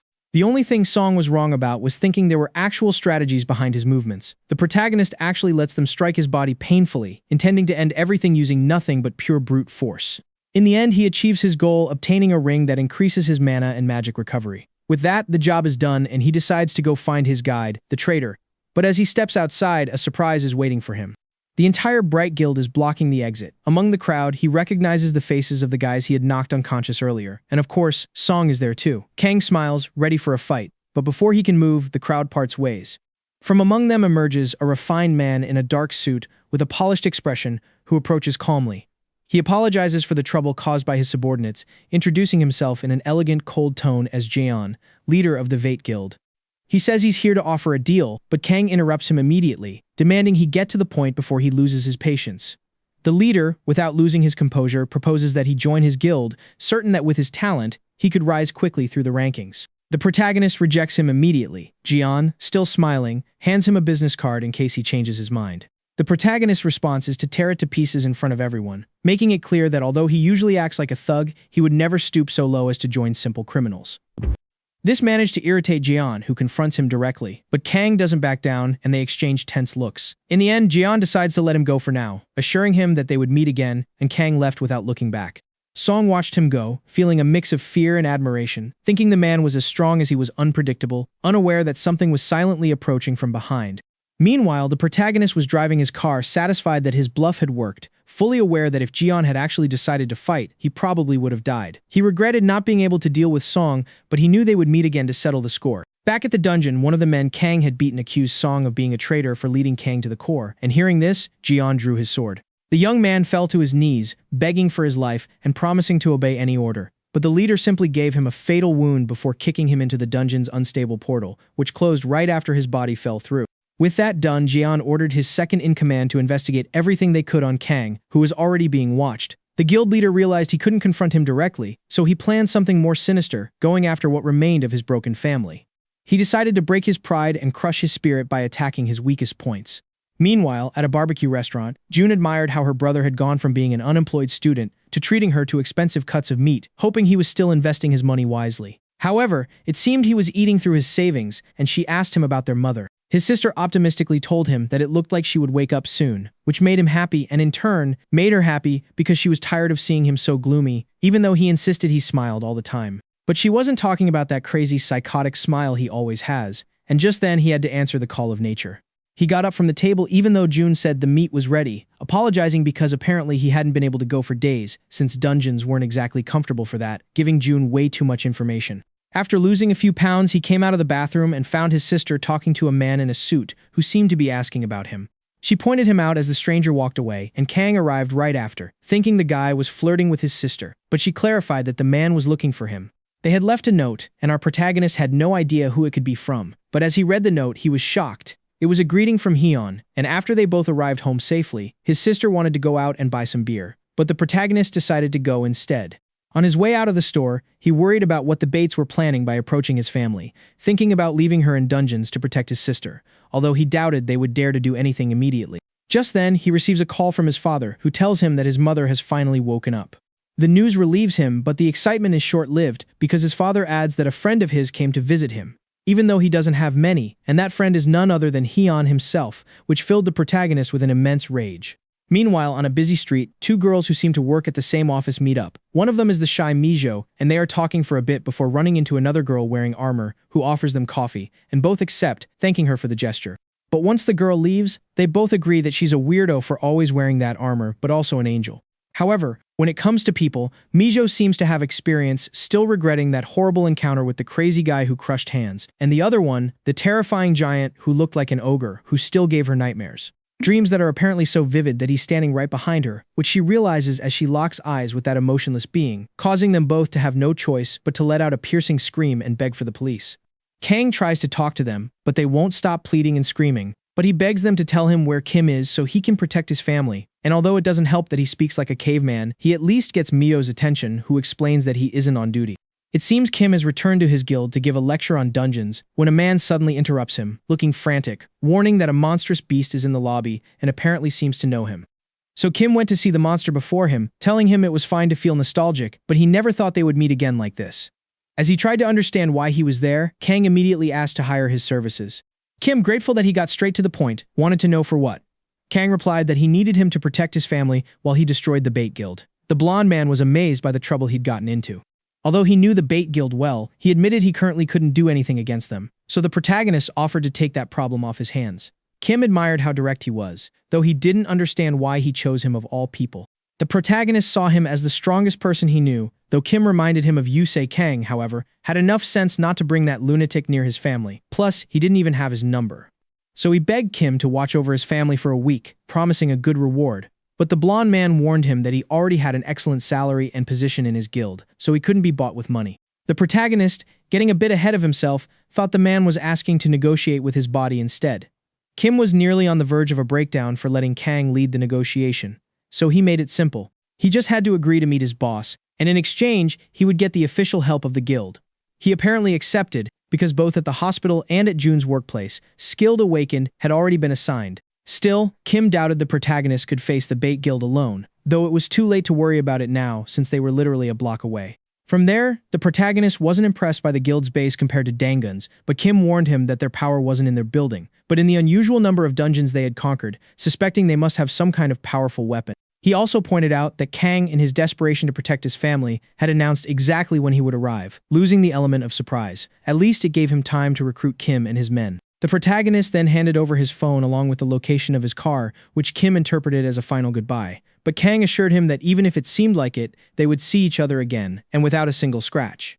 He walked toward the front, where Gion, backed by his massive guild, was waiting for him.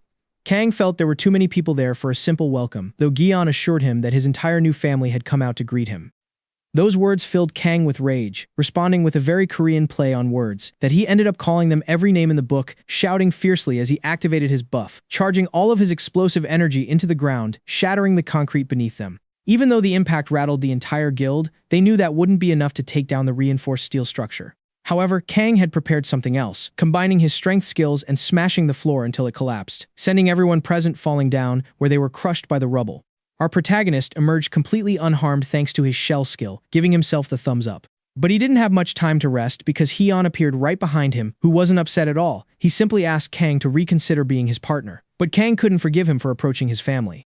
The mobster apologized, though he insisted their alliance could become incredibly powerful, capable of overthrowing Dangun and the arrogant Jian, with whom he seemed to have a personal grudge. And Kang felt all this talk was already making him lose his patience, and no matter how much Hyun kept trying to convince him, assuring him that there were only 200 men there, with many more nationwide, and that they just needed one more face for the guild, a powerful fighter to lead them in conquering the world, Kang interrupted him with a gag that ended in a direct spit to the face. He was tired of hearing a speech like a low-quality YouTuber talking about YouTube saying, "Don't forget to subscribe." When Hyun saw the mockery written all over his face, he finally lost his temper, looking down on Kang as a mere commoner, though the protagonist felt like that insult seemed to be from another century, especially coming from a wannabe gangster. Hyun became increasingly irritated and ordered all the men remaining on the upper floor to attack, unleashing a rain of spells down on Kang. Thanks to his skills, his items, and a shout full of fury, he managed to repel the attacks, intimidating everyone there, and Hyun, frustrated by the lack of results, yelled at them to stop holding back and to take him out for good. Encouraged by his words, the guild members found their courage and launched their strongest attacks at Kang. The protagonist decided to test the durability of their armor, standing his ground, tanking the impacts that kicked up clouds of dust, while the warriors began to descend to finish him off, not realizing he was waiting for them with a smile, ready to enjoy the extermination as he gathered all his power, unleashing 2 colossal explosions that shook the building, echoing throughout the area. When the smoke cleared, Kang was still standing on a pile of scorched bodies, still surrounded by enemies, and Jian mockingly told him that this made him a killer just like them. And Kang coldly replied that he was only returning the favor, surprising the leader of Bait, who was amazed to hear such words from someone about to die, claiming that Kang was completely exhausted and barely moving, proving it when he failed to escape a spell that trapped him, immobilizing him with energy chains, though he kept smiling, even as a warrior appeared behind him and ran him through with a sword. And with his vision fading little by little, Kang accepted it wasn't over yet, having lasted much longer than expected, and Jian thanked his second-in-command and let him rest, while he personally stepped in to finish the job, honestly amazed by the resilience the enemy had. Shone, admitting he wished things had been different, but knowing you couldn't reason with beasts. Still, he allowed him a few last words, and the protagonist, with a mocking grin, simply wished that Hyung would find a hair in every soup he ate, making that his final provocation before Hyung enraged, grabbed his face and set him on fire, leaving him to slowly die in an agonizing burn, turning him into a human bonfire, while ironically lighting a cigarette, listening to his subordinates mourn the heavy losses their guild suffered because of just one man. And while annoyed, he ordered them to gather the gear and items from the body to recover at least some of their losses, but when they went to check on him, the body had already disappeared. That was how Kang was resurrected once again, with Jung witnessing a scene she was already used to seeing. He left just like that, only warning her that his armor was going to get everything dirty and that he would clean it up himself. In this way, 2 days passed while the Bite Guild guarded a dungeon, waiting for some unsuspecting victim they could rob of their equipment. However, rumors about them had made people more cautious, so everything seemed quiet until someone suddenly began to approach slowly. It was a masked, crazy guy, clearly our protagonist, who seemed to have finally understood after losing his life again, that charging in like a madman without a plan wasn't the best idea. Using the analogy that you can't break a rock with an egg, even if you have an infinite supply of them, he realized he couldn't keep dying due to the penalties. Now, he has to use his head to dismantle the Bite Guild one by one. The story then cuts back to when a strange masked man was tearing through the guild's first dungeon. The only conscious survivor was grabbed by the neck as he begged desperately for his life, apologizing over and over again. The masked man, not fully understanding why the guy was apologizing, threw him to the ground and handed him a pen, demanding that he write down the location of every dungeon controlled by his organization. Trembling, the man obeyed without hesitation. Not satisfied, Kang wanted to know how they kept getting rid of people without the police intervening unless they were in on it, and the poor wretch, trembling even more, confirmed that they were, although he didn't know the specifics. With that information, the protagonist obtained a complete map of the dungeons. He was so grateful that he gave the man a pat on the head, one that was a bit too explosive. With that done, and seeing that the government wouldn't lift a finger, Kang made his decision. He would become a true monster.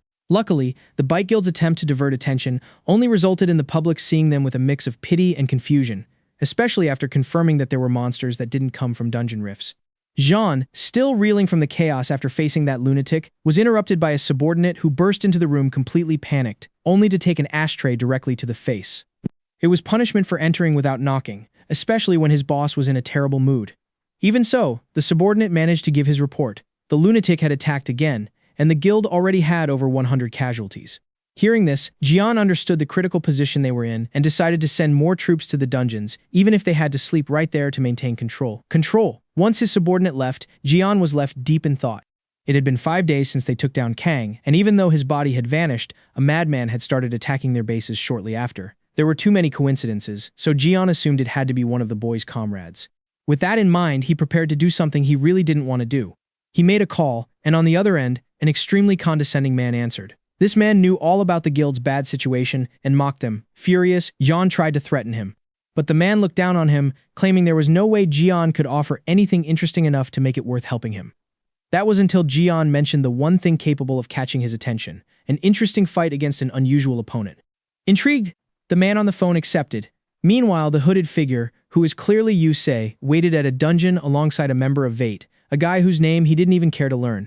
The guy was very nervous, doubting that someone as powerful as they said would actually show up. Yusei, feeling bored, warned him that if nothing happened soon, he would start to lose his patience. Then, for better or worse, he finally appeared, the lunatic they were waiting for. This triggered something inside Yusei, a sixth sense that until today had been nothing more than a vague hunch. But in front of this being, that intuition screamed loudly that if he didn't want to die, he had to escape. It filled him with an intense emotion that ran through him from head to toe. However, the moment was completely shattered when Kang recognized him instantly. Yusei was also shocked to see him again. He attributed the encounter to Kang's strange hobby of cutting people up. The protagonist, though he remembered Kim considered them friends, couldn't help but be suspicious. He noticed Yu was absurdly rich and thought he must have some connection to the Vate Guild, so he asked him about it directly in a threatening tone. Yu felt deeply offended by this, claiming it hurt to be compared to that kind of trash. Confused, Kang asked him what he was doing there then. It turns out Yu knows Gaon's third-rate thug well, and he enjoys seeing the humiliated man forced to beg him for help. With that, Kang considered the encounter over and continued on his way, even offering to get food after leaving the dungeon. He didn't realize that Yusei's mace was already coming straight for his head, barely managing to block the blow. He was incredulous. Yusei, completely calm, told him that he couldn't mix business with pleasure, marking the start of a brutal clash between them. Kang warns him that if he keeps this up, he will die. But Yusei simply trembles with excitement, as this is exactly what he wanted, a real fight. Kang charges at full speed, concentrating all of his skills into one devastating blow, so powerful that Yusei barely manages to dodge, getting wounded in the process. Amazed by the protagonist's strength and understanding the level of the fight that lies ahead, Kang feels like this is a waste of time. Even though deep down he feels the latent thrill of combat, and Yusei notices it in his crazed expression. However, a member of the Bait Guild, trying to win some approval from his bosses, makes a grave mistake by interrupting them. He has no chance to react before a weapon wipes his head off the map. The interruption kills the mood for Yusei, making it clear that he isn't on Bait's side, but he's not on Kang's side either. Still, he decides not to make an enemy of him, at least for now. Although the protagonist detests Yusei with all his might before leaving, Yusei warns him that Gaon is not only a monster he deeply hates, but also the son of a ridiculously wealthy businessman, and that he should be careful with him. However, Kang doesn't care how untouchable his enemy might be, so he simply walks away, but Yusei stops him, asking him to listen to the end, hoping Kang will let him into the game just to personally mess with Gaon. And it seems they succeed, as Jian trashes his office upon hearing that his dungeons are still being raided and that Yusei has disappeared. In a fit of rage, he takes out his anger on the guild's vice leader, calling him useless just like the others and ordering them to gather the entire guild the next day at 8 o'clock sharp. The vice leader doubts that many will show up, but Jian won't listen to excuses, having zero interest in the health or families of his men, demanding everyone be there even if they have to kidnap their relatives to make it happen. The vice leader tries to reason with him, warning that it would destroy the guild's already fragmented unity, but he doesn't know how to handle such a deranged leader on the verge of losing his mind. Just then, the phone rings from an unknown number. Jian answers the call, intrigued, and on the other end of the line, the voice he hears seems to offer the perfect solution to all his problems. Meanwhile, social media is flooded with comments about the Bite Guild, which has apparently abandoned its dungeons. Kang watches everything with satisfaction, seeing his work start to pay off. Yusei, for his part, realizes that if things continue like this, his fun won't last long. Intrigued, he leans toward Kang and asks how he plans to proceed. Our protagonist slowly leans into his ear and promises him something that even he considers very creative, starting it all with a mocking note sent to Jian, summoning him to a dungeon. The guild leader, furious at the challenge, swore to finish off that guy once and for all. He showed up at the location with a large army, but upon entering, he found no sign of any enemies. Tension grew among his men, especially the most impatient ones, and Jian, frustrated, blamed himself for having to bring all those useless people just because he couldn't convince that mysterious man. the same one from the earlier call whom he had considered more useful than Yusei. He believed that with his help, everything would be settled, but by treating him like a simple subordinate, he ended up annoying him, causing the man to withdraw his offer and leave him hanging, earning Jian's hatred. Meanwhile, in a secluded place, that mysterious individual calmly listens to the latest reports of Jian losing his mind. His subordinate reminds him that the Bites are allies and asks if he plans to intervene. The man known as Manhua makes it clear he has no intention of helping that trash. The nervous subordinate tries to warn him that the president wouldn't like to hear that, but his comment was a mistake because bursts of energy surge from Min's body, turning into glowing tentacles that wrap around his neck, lifting him into the air. Annoyed by the suggestion that he should obey the old man's whims, he stares with coldness until his subordinate suddenly apologizes. Manhua finally releases him and walks away, ordering him to get more money. Meanwhile, Jian continues waiting for his enemy. Jian was still waiting for his enemy, but there was no sign of him. After a long time, he begins to suspect it's a trap, so he orders his troops to prepare. And just then, the sub-leader alerts him. Something is approaching at high speed, which turns out to be a fired-up Kang, leading a stampede of wolves. A bewildered Jian couldn't believe his eyes. For a moment he thought it was a twin, but he quickly accepted an even worse truth, that Kang had actually returned from the dead. Seeing him approach and greeting him cheerfully, he said he was happy to see them again and had brought a special gift, an adorable wolf pup. The sweet gesture touched those present until Kang, with a disturbing smile, used the creature like a baseball, throwing it with all his might. The act sparked horror among the guild members, with everyone screaming in outrage at seeing such an atrocity. One of them, moved by compassion, ran to catch the little creature before it hit the ground, holding it delicately and ready to protect it, while everyone else complained about the protagonist. Jian saw the smile on Kang's face, who at that moment understood the true plan as he saw the protagonist carrying a massive bag full of pups. This only increased the hatred and the deafening roars of their parents, who turned into colossal, out-of-control wolves, charging with enormous fury, while Kang threw all the pups into the air, one after another, letting them fall into the middle of the guild's troops like an adorable rain, which soon turned into a massacre. The frenzied adult beasts burst into the area, destroying everything in their path and mercilessly devouring anyone who tried to flee. Jian managed to eliminate one of the creatures, but the pressure was overwhelming.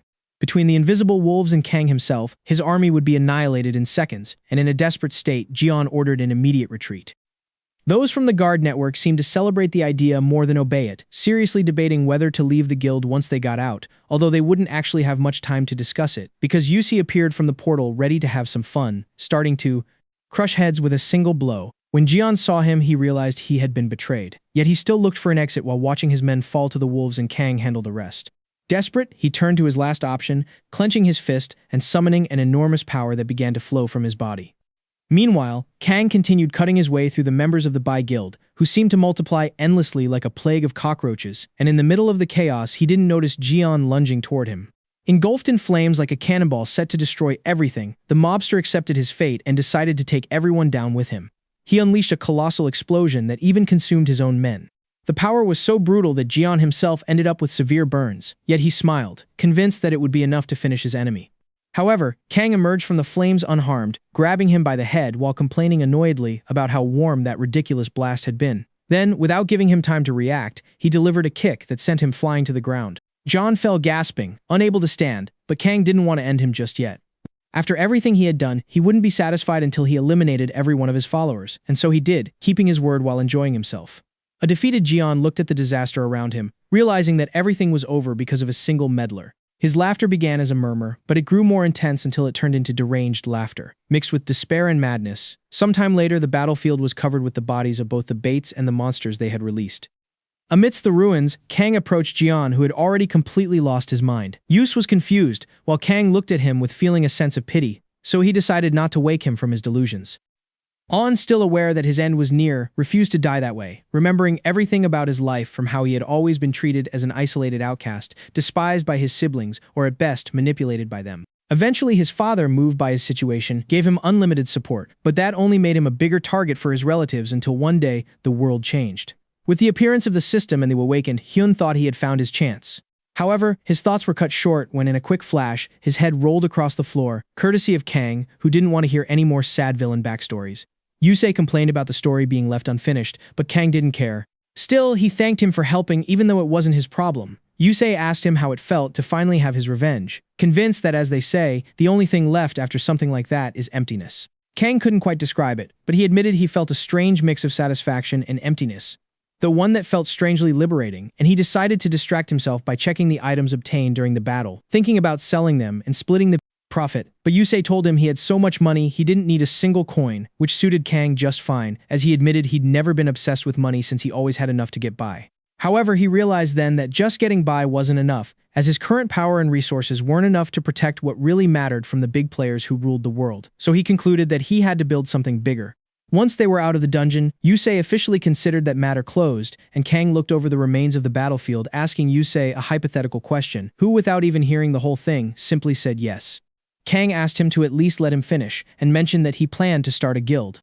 Yusei, of course, had already included himself without permission, and Kang, annoyed, made it clear he had no intention of recruiting him, though Yusei insisted he was being recruited anyway. So instead, he made Kang buy him dinner, not knowing that this would mark the start of something neither imagined. The birth of a guild created almost like a joke between two lunatics, which would eventually become the most powerful and infamous guild in all of Korea. Meanwhile, in the heart of a massive building, the chairman of the Han Soko group, Jio Sang, confronted Min for failing to look after his son, demanding answers. But Min remained calm, looking bored as he listened to Sang blame him for having no idea where his son or the rest of the guild were. Min calmly made it clear that he had nothing to do with the fact that the leader of such an important guild turned out to be useless, which only fueled the chairman's rage.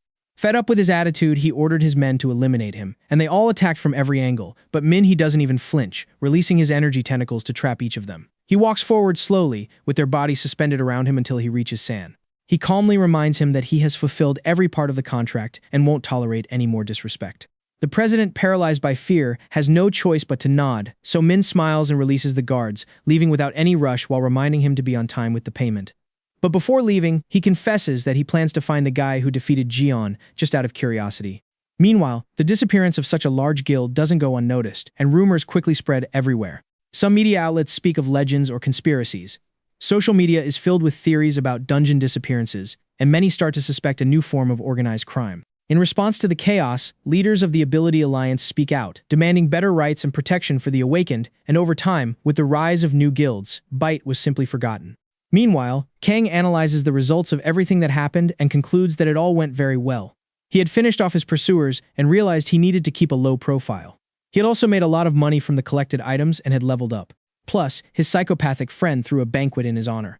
Because of all this, Yusei didn't understand why Kang still looked so down, and he assumed it was because of the new title he had obtained. Just thinking about it made Kang tremble, as he was now recognized as the Cruel Homewrecker, a title granted for destroying, with unnecessary cruelty, thousands of monsters that the system claimed also had families. Since it was a passive title, it only increased Kang's frustration, knowing that with his violent face, this new achievement only fed into his criminal reputation. Yusei, for his part, takes it with a sense of humor, claiming the nickname is a perfect reflection of his personality.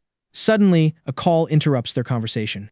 Kang looks at the name on the screen and gets confused, thinking it's the late Jion, but when he answers, he hears Kim's voice complaining about how he labeled her in his contacts. She reminds him of a promise that he had, of course, already forgotten, telling him he needs to meet her boss. And so, he eventually arrives at the Dangun Guild, though Kang isn't very sure about bringing that thing with him, referring to Yusei, even though Kim had given him permission to attend. Yusei complains about being treated like an object and claims he knows Jion well, saying they met at a social event.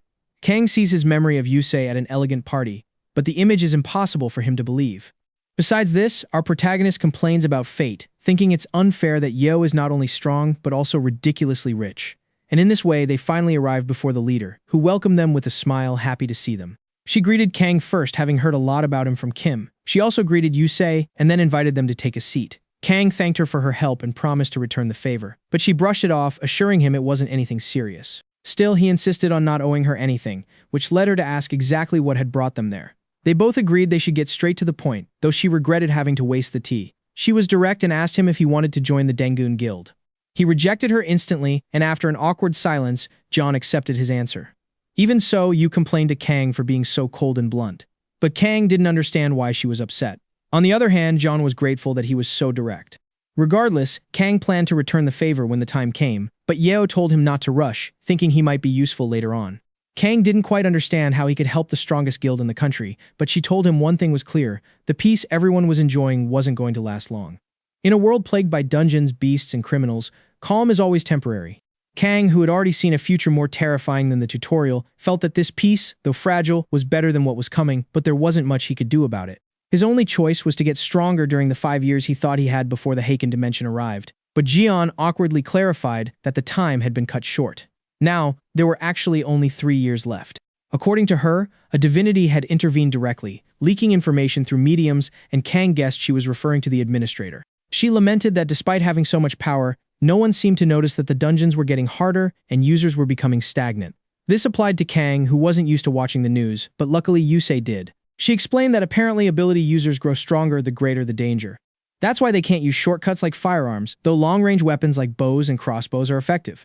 Jian believed that in the world to come, Kang could become a key player, maybe even something like a hero, but he knew that didn't suit him. He had no noble ideas and didn't pretend to be a good person. To Jian, however, that didn't matter in the slightest, since in the current situation, she wasn't looking for saints or redeemers, she just needed someone brutally strong.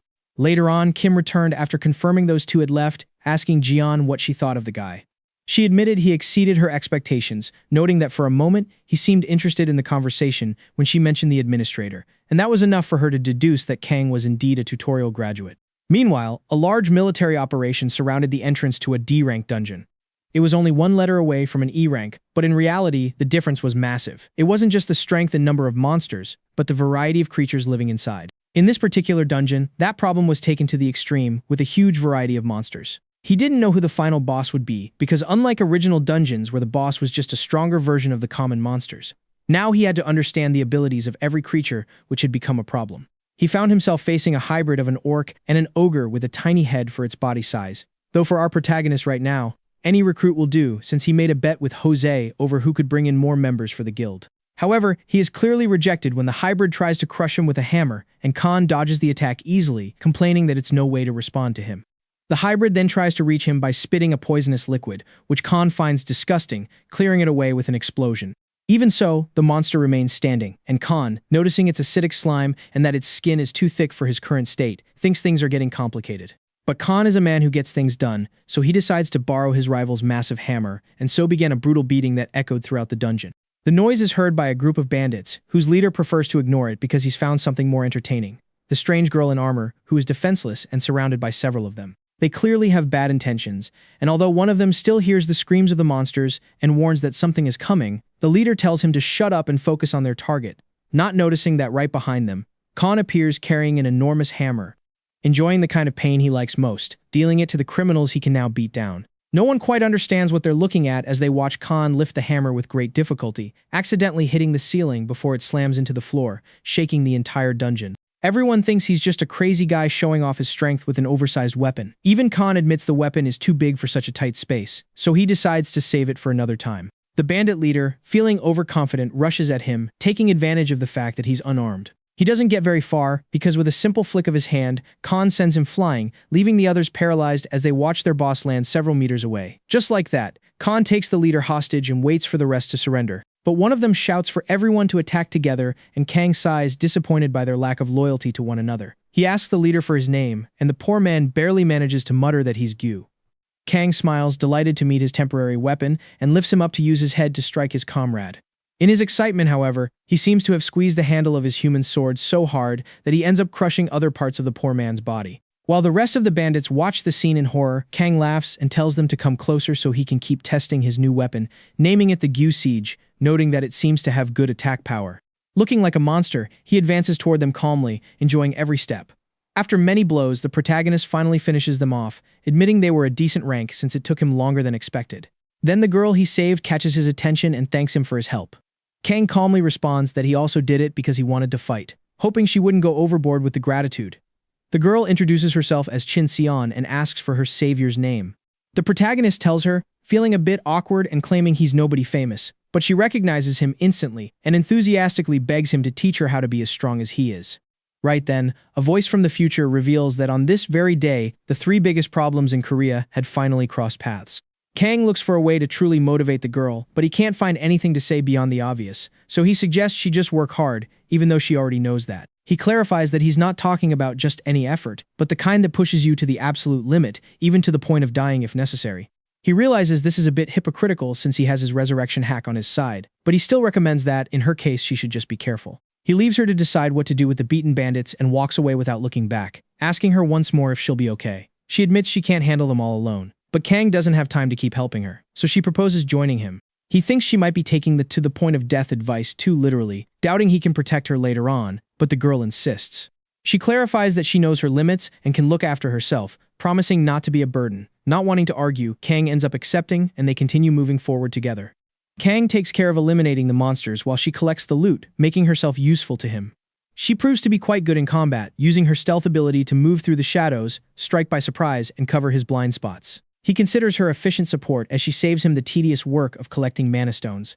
Later, Kang warns her they're close to the boss room and suggests she stay back, but Chino has no intention of retreating, deciding to follow him to the end. However, she won't get a chance to prove it because the system immediately warns them there is no core, and Kang gets annoyed thinking someone beat them to it. But he quickly notices something isn't right. His body tenses up with a bad feeling as he senses the boss's energy is still there, realizing they're in the middle of a dungeon break. It's the first Class D dungeon break. Outside, the media announces that multiple dungeons across Korea are starting to open up, following the same pattern from his past. Meanwhile, a desperate man searches for the leader of the Awakened Alliance, Choi Dong, who was already prepared after receiving news about the break. However, his assistant informs him that among the active dungeons was a Class D1, and Choi considers it a priority, especially after learning it was the laboratory, an area they had even proposed to investigate. So he orders his best men to gather and head to that dungeon, while sending the rest to cover the others.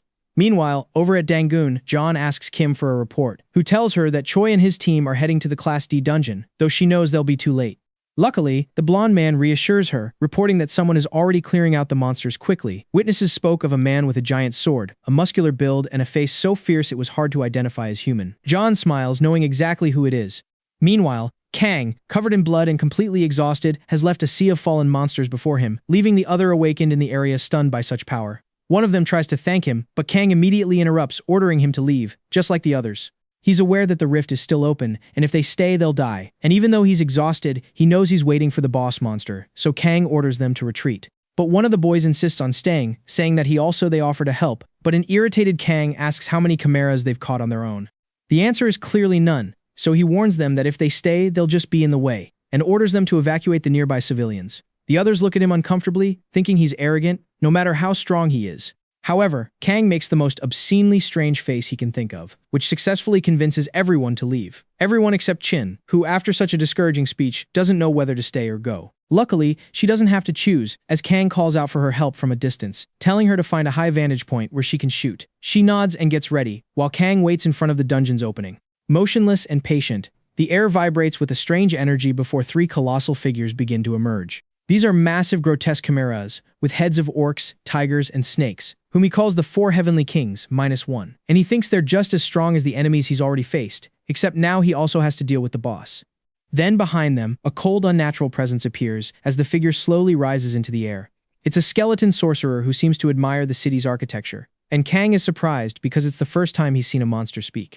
The skeleton immediately looks down on him, mocking his decision to face him alone, but Kang's response is simple. He pulls the colossal hammer he took earlier from his inventory, knowing exactly what he wants to do: crush him and give the pieces to the dog. The skeleton boss admires his arrogance, but even more his physique, and declares that he wants to possess his body. Kang, with a smile, proposes they settle it like men in a one-on-one fight, without the little guys interfering, but his proposal is immediately rejected. So, Kang goes back to his initial plan, and with a small hop back to improve his grip, he lifts the hammer and charges at full speed. The beasts try to catch him, but just before he's hit, Khan lets out a lion's roar, dazing the chimeras for a brief moment. He takes advantage of that second to leap forward and reach his target, shattering the first of the monsters with a full power strike. This leaves only two remaining. The skeleton boss watches the scene, truly impressed because he didn't sense even a trace of magic in that blow. It was pure physical strength. He decides that he must eliminate him, and the first chimera falls heavily to the ground. Khan also drops to his knees, struggling under the weight of his hammer and barely looking up as the skeleton leader points at him, unleashing a ray of mind control. The impact hits the human directly, surging through his body with paralyzing energy. For a moment, his eyes go blank, as if his will is leaving his body, leaving the skeleton convinced that he has dominated him. He watches with pride at his new human slave, giving his first command for him to bow before his new master. Khan's body begins to move slowly, as if to obey, until one of his hands reaches up and makes a very clear gesture. It's a very disrespectful sign, making it clear he isn't under control, all thanks to his ring. The skeleton boss realizes he won't be able to take him alive, so he chooses to crush him. He snaps his fingers, and the tiger chimera charges at Khan. The creature runs at an impossible speed, its shadow covering the area before it pounces directly on him. Khan barely manages to raise his arm, shielding himself with part of his armor, but the blow connects solidly, launching him through the air until he crashes into a building. The impact shakes the whole area and kicks up a cloud of dust. Suddenly, from the sky, an arrow streaks through the air and pierces the tiger's head. However, the creature doesn't even seem to feel it, leading the skeleton to ignore it as a threat, without noticing that Khan had already stood back up. Taking advantage of that brief breathing room, he thanks Chain for giving him the perfect opening, aiming his next strike with precision, sending arrows directly into the back of the monster's brain. Only one chimera remained, which attacked immediately by impaling his body. But even through the pain, our hero grabbed the weapon, piercing him, testing his strength against the beast, and finally defeated it by lifting it up and slamming it brutally against the ground. He then freed his sword and finished it off with unbridled fury. After having his fun tearing apart the serpent, Kang smiled, seeing that only the bag of bones was left to deal with. The Lich looks at him like he's a show-off, exhausted and barely able to stand. Kang regrets that it's right, as his regeneration is barely holding up, and though he wants to move, his body no longer responds. He can't jump or throw with enough strength to reach his airborne target. And just at that moment, his body goes into shock, as blood suddenly pours from his mouth, and he falls hard to the ground, paralyzed and confused. The skeleton watches with satisfaction as the effects of the serpent's sting begin to take hold, slowly draining his life. Even so, Kang manages to get up. Barely breathing, he stands his ground, holding on while death nipped at his heels. With the same confident smile, he announces he's not finished yet, gathering his magic and pushing it to the limit to purge the venom. With no other choice but to use his last resort, he activates the ability of his sword, the Berserker Final Resort, a technique that multiplies his stats for 5 minutes in exchange for his sanity. With a handful of deadly buffs, the air vibrates as his fury is unleashed. His intention is simple: take the enemy down with him, but he doesn't get that far because he's stopped dead in his tracks by the sudden arrival of Choi, who steps forward with a firm stride. Choi thanks the protagonist for holding out so long as he passes him by, and our hero recognizes him as a tutorial graduate. Barely standing and covered in wounds, he realizes his battle is finally over. Without the strength to go on, his body collapses, filled with frustration that in the end, he had his kill stolen in a very flashy way. Some time passes and Kang wakes up in a hospital next to his sister, whom he considers a less than pleasant sight to be the first thing he sees. Annoyed by his bad manners, she mentions she'd have preferred he died rather than having to pay the hospital bills. Intrigued, Kang asks how the battle ended. His sister nonchalantly tells him everything was resolved, though she admits she was worried when they told her he was hospitalized, where he was even visited by the leader of the Awakened Alliance. At that moment, Kang remembers the card he received a while ago, though he refuses to owe any more favors. Yun then asks him to stop dying even if he can resurrect, but Kang clarifies that he doesn't enjoy death either, since he loses levels and it feels worse than the flu. However, noticing the look on his sister's face, he realizes he needs to be more careful. Meanwhile, at the Awakened Alliance, Choi looks further into Kang, and his confused assistant doesn't understand why he went as far as not only saving him, but also paying all his medical bills. But Choi was honored to have helped someone so brave, remembering the protagonist in a heroically distorted way. However, he now has something more urgent to attend to. Apparently, the leech managed to escape, and back at the hospital, Kang seems recovered and ready to leave, just as he expected. His sister, on the other hand, is fed up with his smug attitude and reminds him he was just lucky that the leader, the Alliance, is picking up the tab, and he knows it, so he needs to get back to work quickly. However, something catches his eye before he leaves. There's a commotion at the reception desk caused by a man desperately asking for Kang Hyun. The staff tell him Kang has already been discharged, and the man regrets arriving late. Or maybe not, because right behind him stands Kang himself, who has no idea why this man is looking for him. Upon seeing him, the man sighs in relief, showing his card and introducing himself as Chinta, from the Ministry of Administration and Security's Department of Awakened Affairs. The message is clear to Kang: the government has its eye on him. He decides to take advantage of the situation and gets the official to take him to an absurdly expensive steakhouse. Seeing the prices, he finally feels like his taxes are being put to good use. Amidst the smoke of the grill, Chinta explains that the government wants to recruit him. Kang doesn't see much point in it, but he listens anyway. The man explains that his department is new, part of an emergency plan to handle the rapid increase in awakened people. He claims it's now impossible to control them by force, and that making enemies of them would be a grave mistake. That's why the government wants to support them, establishing a mutually beneficial relationship. Kang gets the point though. He criticizes the man's grilling skills. Still, setting the meat aside, he asks about the perks, and Chinta says the main benefit is the financial support the government provides, along with full security for his family and privileges equivalent to a war veteran. Kang notices the benefits are almost too good, leading him to assume the job is difficult, but Chinta denies it. They would simply be at the service of the state, just like Choi and Jean are now, without it interfering with their other work. Seeing only upside, Kang decides to accept. Afterward, he returns to the place where he left his car before the dungeon chaos, hoping he wouldn't have to go looking for a new one. However, the first person he runs into is Shin, who is carrying a bag full of all the treasures she had collected for him. She apologizes for not handing them over before nearly losing her life. Kang wonders if she really waited there for days just in case he returned, and she confirms it quite naturally, leaving him confused as she could have easily taken everything for herself. Shin proves to be too loyal to break a promise, so Kang decides not to push it and starts to leave. But before he can, Shin stops him, begging him to take her on as his disciple, leaving him speechless. Meanwhile, in a dark forest lies a massive F-rank dungeon gate. Hiding there is the Lich of Jones, lamenting that he had to run away from simple humans when a figure suddenly appears in the woods. It's Min, who is delighted to have found the famous fugitive Lich fugitive. The furious skeleton asks him what he wants, but Min tells him to stay calm and reminds him that it was he who helped him escape, unleashing his sinister power and proposing that they join forces. Meanwhile, at a small dojo, Shin arrives to introduce herself to Yusei, who is surprised that someone like Kang actually has a friend, and even more shocked that he convinced someone to join his guild. Although Kang tries to remind her that he doesn't really have friends, that doesn't take away the satisfaction of winning the bet. According to the rules, Yusei has to pay for the meal, though Yusei usually ends up paying anyway. She accepts her defeat, but she isn't about to let the girl join the guild without a test, deciding to take them immediately to a dungeon. Shin accepts energetically, while Kang knows it's just an excuse for her to go destroy monsters. Once inside the D-class dungeon, a massive harpy rises before the trio, who have just cleared almost the entire place, with Shin finishing off the final creature with a perfect arrow that pierces the enemy's head. Yusei celebrates the new recruit's performance, commenting that she fits the team well, and our protagonist is happy she passed the test, even though Yusei didn't even remember there was one. As Shin starts to collect the crystals from the monsters, Kang tells her it isn't necessary, but Yusei corrects him, saying it's still money and shouldn't be left behind, especially since he is poor. Kang replies that his finances are under control, adding that the psychopath doesn't pick them up either, but he has to remind Kang that he's rich, which makes Kang remember exactly why he hates him.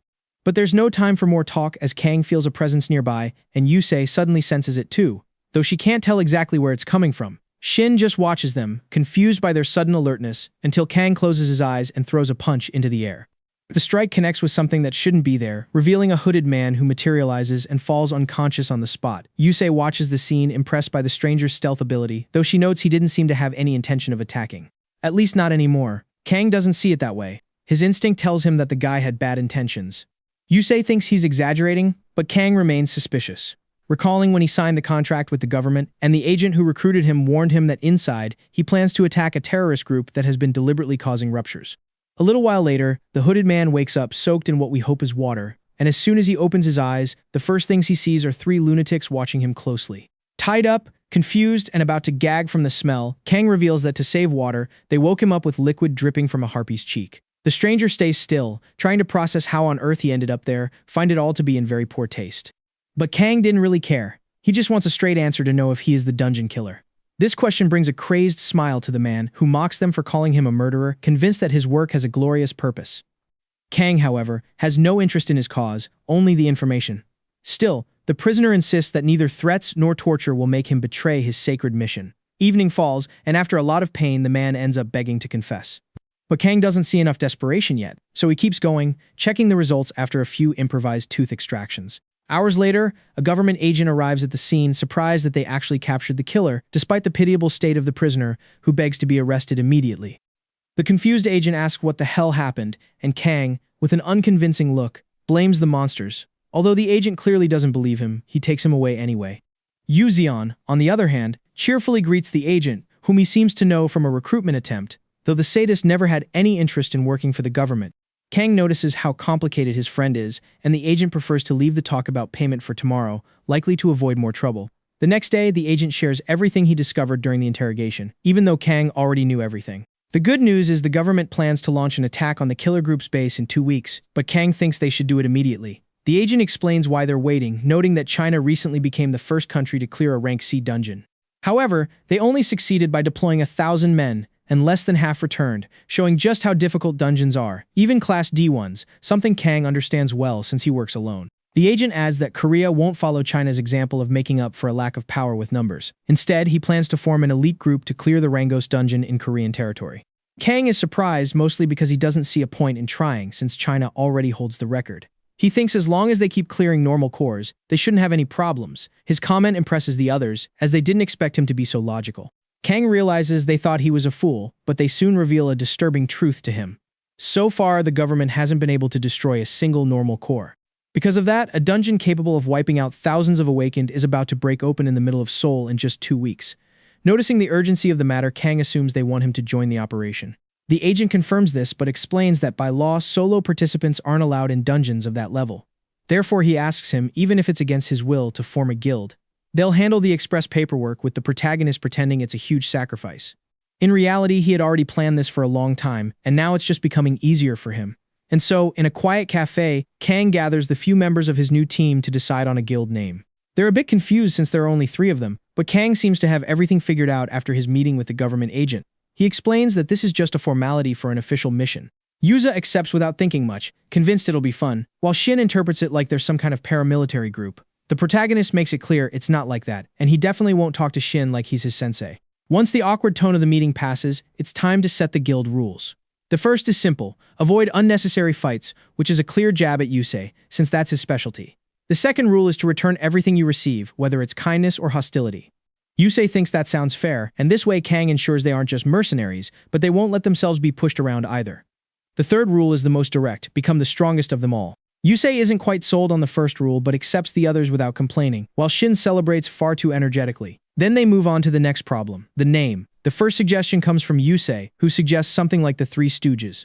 The second, the Lunatics, sounds a bit better, but makes it too obvious that no one there is sane. Shin proposes something that sounds like it's from a 60s cartoon: Kang and his strong friends. In the end, Kang decides to handle the name himself.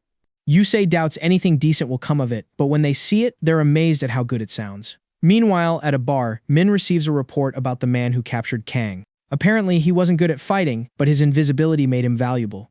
His capture delays the plan to collapse the C-Class dungeon, and Min wants to know who was responsible. Hearing Kang's name, he remembers how that guy has become famous following the events at the academy and the recent dungeon collapse, ruining all of his plans. Then, changing the subject, he asks his assistant about the experimental drug. The results weren't good, as the subjects didn't react well, but he doesn't care. He only wants progress, and if there isn't any, his assistant will become part of that experiment. Meanwhile, on social media, the current trending topic is the formation of a small elite group to face the dungeon. Everyone is talking about the list of selected guilds, and in first place is Dangun, considered by many to be the only decent thing in Korea. Then there's the Ability User Alliance, both with many followers, mainly due to how good-looking their leaders are. The rest of the guilds are Black Dragon, the Immortal, and the Protector, which have much less support. Rounding out the list is the Black Order, who at least are known for looking cool. Looking at this lineup, it seems like it'll literally be a do-or-die mission. But the focus of the comments is on the Rookies Guild, which besides having a strange name, people don't think is on the level of the others. Still, at the first official meeting, Kang leads his team and proudly introduces them as the Badass Guild. They arrive a bit late on purpose as part of his antics, though according to the voice from the future, this apparently became a habit. In a world that started 6 months ago with a shared dream across all of humanity, as usual in a world where everything began 6 months ago with a dream shared by all of humanity, where guilds rise and fall, one of them arrives making its intentions clear.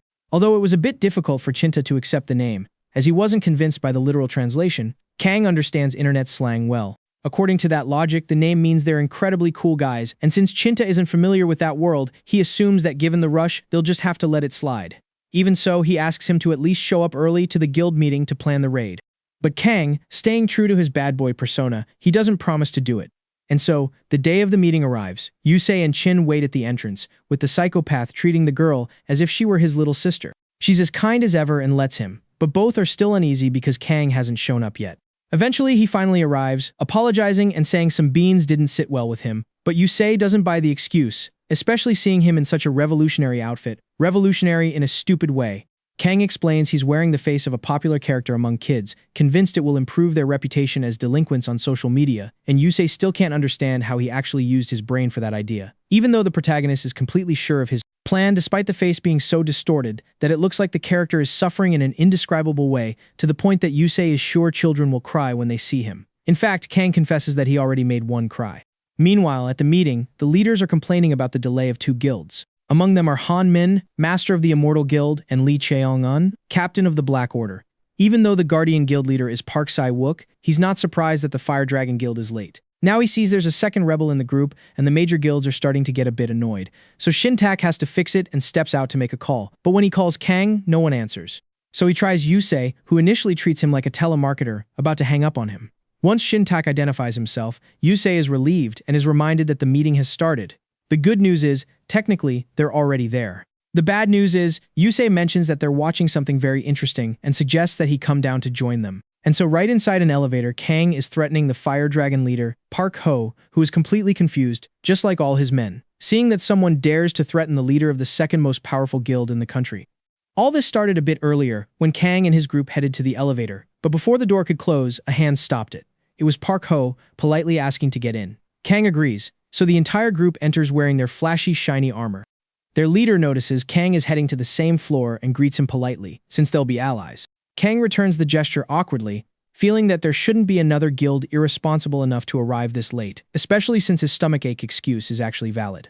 The problems increase when the elevator can't even move because of the excessive weight, so they have to reduce the load.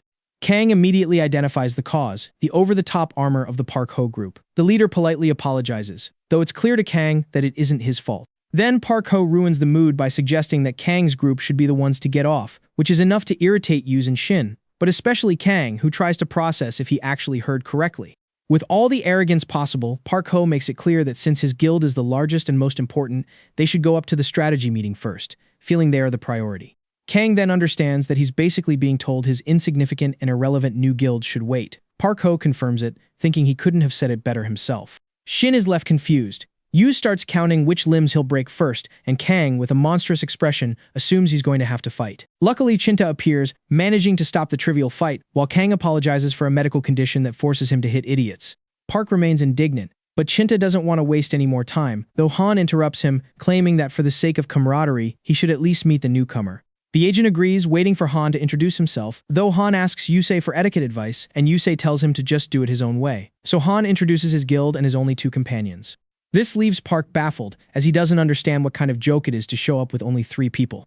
Kang notes that this only irritates him more, especially since the government was the one who asked for his help, and the tension almost causes another fight. But Han steps in just in time, impressed by the kid's guts. Choi also decides there's been enough drama and prefers to move straight to the meeting, leaving Park completely speechless while everyone else pays attention. When the atmosphere finally seems to calm down, Yuz draws Kang's attention to someone a few rows away. It was the leader of the Guardians Guild, Si-yoon. Kang doesn't understand what's so special about her or why he should care, but that expression changes instantly when he sees Yusei, summons his mallet.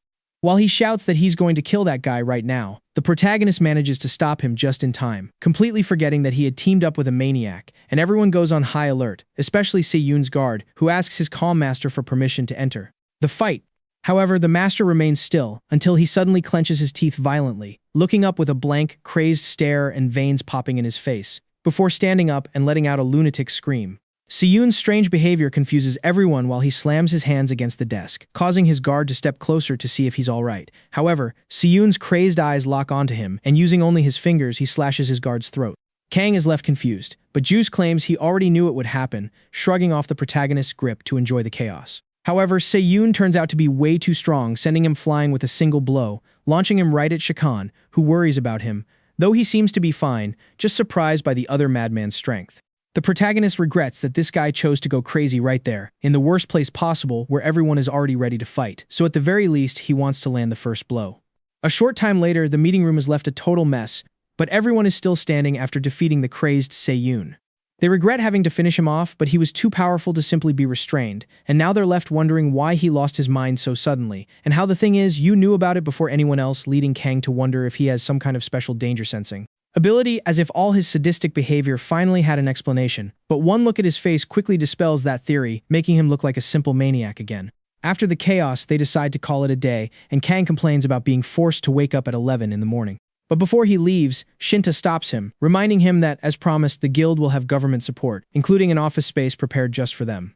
And so, in a massive building on one of the highest floors of the tower, Kang and Shin are amazed by the splendor of their new office, equipped with high-end computers, an espresso machine, and a huge refrigerator, all for the 3 of them, though they agree they need to hire more staff. For now, the protagonist plans to make the most of the space by moving in and filling the fridge with beer. Yu Seong reminds him it's a workplace, but doesn't actually stop him. Shin, however, reminds them they need to attend a meeting, starting a video call where Shinta apologizes for the previous incident, which, despite their doubts, is still under investigation. Kang is surprised by how important the leader was. As Shin explains, he led one of the most respected guilds, dedicated to protecting civilians, and was a brave leader. He can't understand how things ended that way. This surprises Kang, who was totally out of the loop, so Yu Song mocks him for living under a rock, and Shinta suggests they mute their microphone if they're going to fight. He does so, but only to keep arguing as the meeting starts, where they are told that in 5 days they will invade the C-class Benandi Forest dungeon, which is overrun by goblins, orcs, and ogres monsters that Kang considers basic. He also doesn't get the dungeon's name, though they assume it must be named after the final boss. However, Shin thinks that even if they are simple monsters, they can't let their guard down. While most creatures found so far seemed like simple militia, what they'll face here is a full-blown army. That's why Shinta asks the guilds to work together instead of acting alone. However, judging by the looks of mockery, annoyance, and dissatisfaction, no one wants to do it, leaving Shinta very stressed, getting even more upset when he notices that Kang is drinking beer. It's beer that he didn't even realize he had in his hand, and Yu is amazed, asking when he even bought it. It turns out to be Shin's doing, who quickly and stealthily brought enough beer to fill the fridge. She also brought some dried squid for Kang, who settled in to eat, admitting she wasn't paying attention to the explanation. Shin, turning completely pale, collapses, realizing this raid is bound to be a disaster. And so the meeting concludes, and the next day, the trio receives a surprise with the arrival of a lively Han Moon, who seems very excited to work with them, but Kang has no idea who he is. Luckily, Yu reminds him that Shinta sent someone for guild administration and that Shin received his resume. Kang checks it, looking at his age, height, and body weight, things he doesn't need to know and definitely shouldn't be reading on a resume, yet it seems he graduated from a good university. For his part, Moon is very excited to work with the famous Kang, whom he recognizes by his posture and gaze as one of his own, not a small-time criminal, but a fellow otaku. Kang figures that if Shinta sent him, he must be good, so he welcomes him. This thrills Moon, who promises to work with all his might, and later, Moon begins to idolize the distracted Kang, the quirky Shin, and the sadistic Yu, as if they were some kind of imposing team. Shin, excited by the idea of a growing guild, suggests they'll need uniforms. Moon gets even more excited when he hears her, especially since she claims it will help the group bond.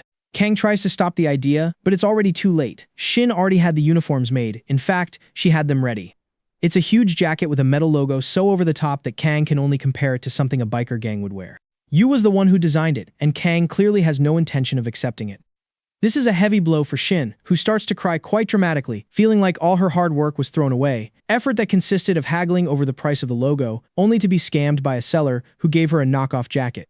As if it were a legendary material from a shop with a 100-year history. Guilds haven't even been around for 2 months yet, and although she noticed that, she still fell for it, viewing the shop as a highly trustworthy place to invest all of her money. When she finally received the finished product, she hugged it like a baby, convinced that Kang would love it. But now, after receiving such a cold response, she's about to throw it away. She drops her jacket on the floor and runs to the bathroom to keep crying, leaving Kang feeling awkwardly guilty. And so, on his very first day, Moon finds himself trapped in this tense atmosphere, while Yoon continues to criticize the cold-hearted Kang for so cruelly dismissing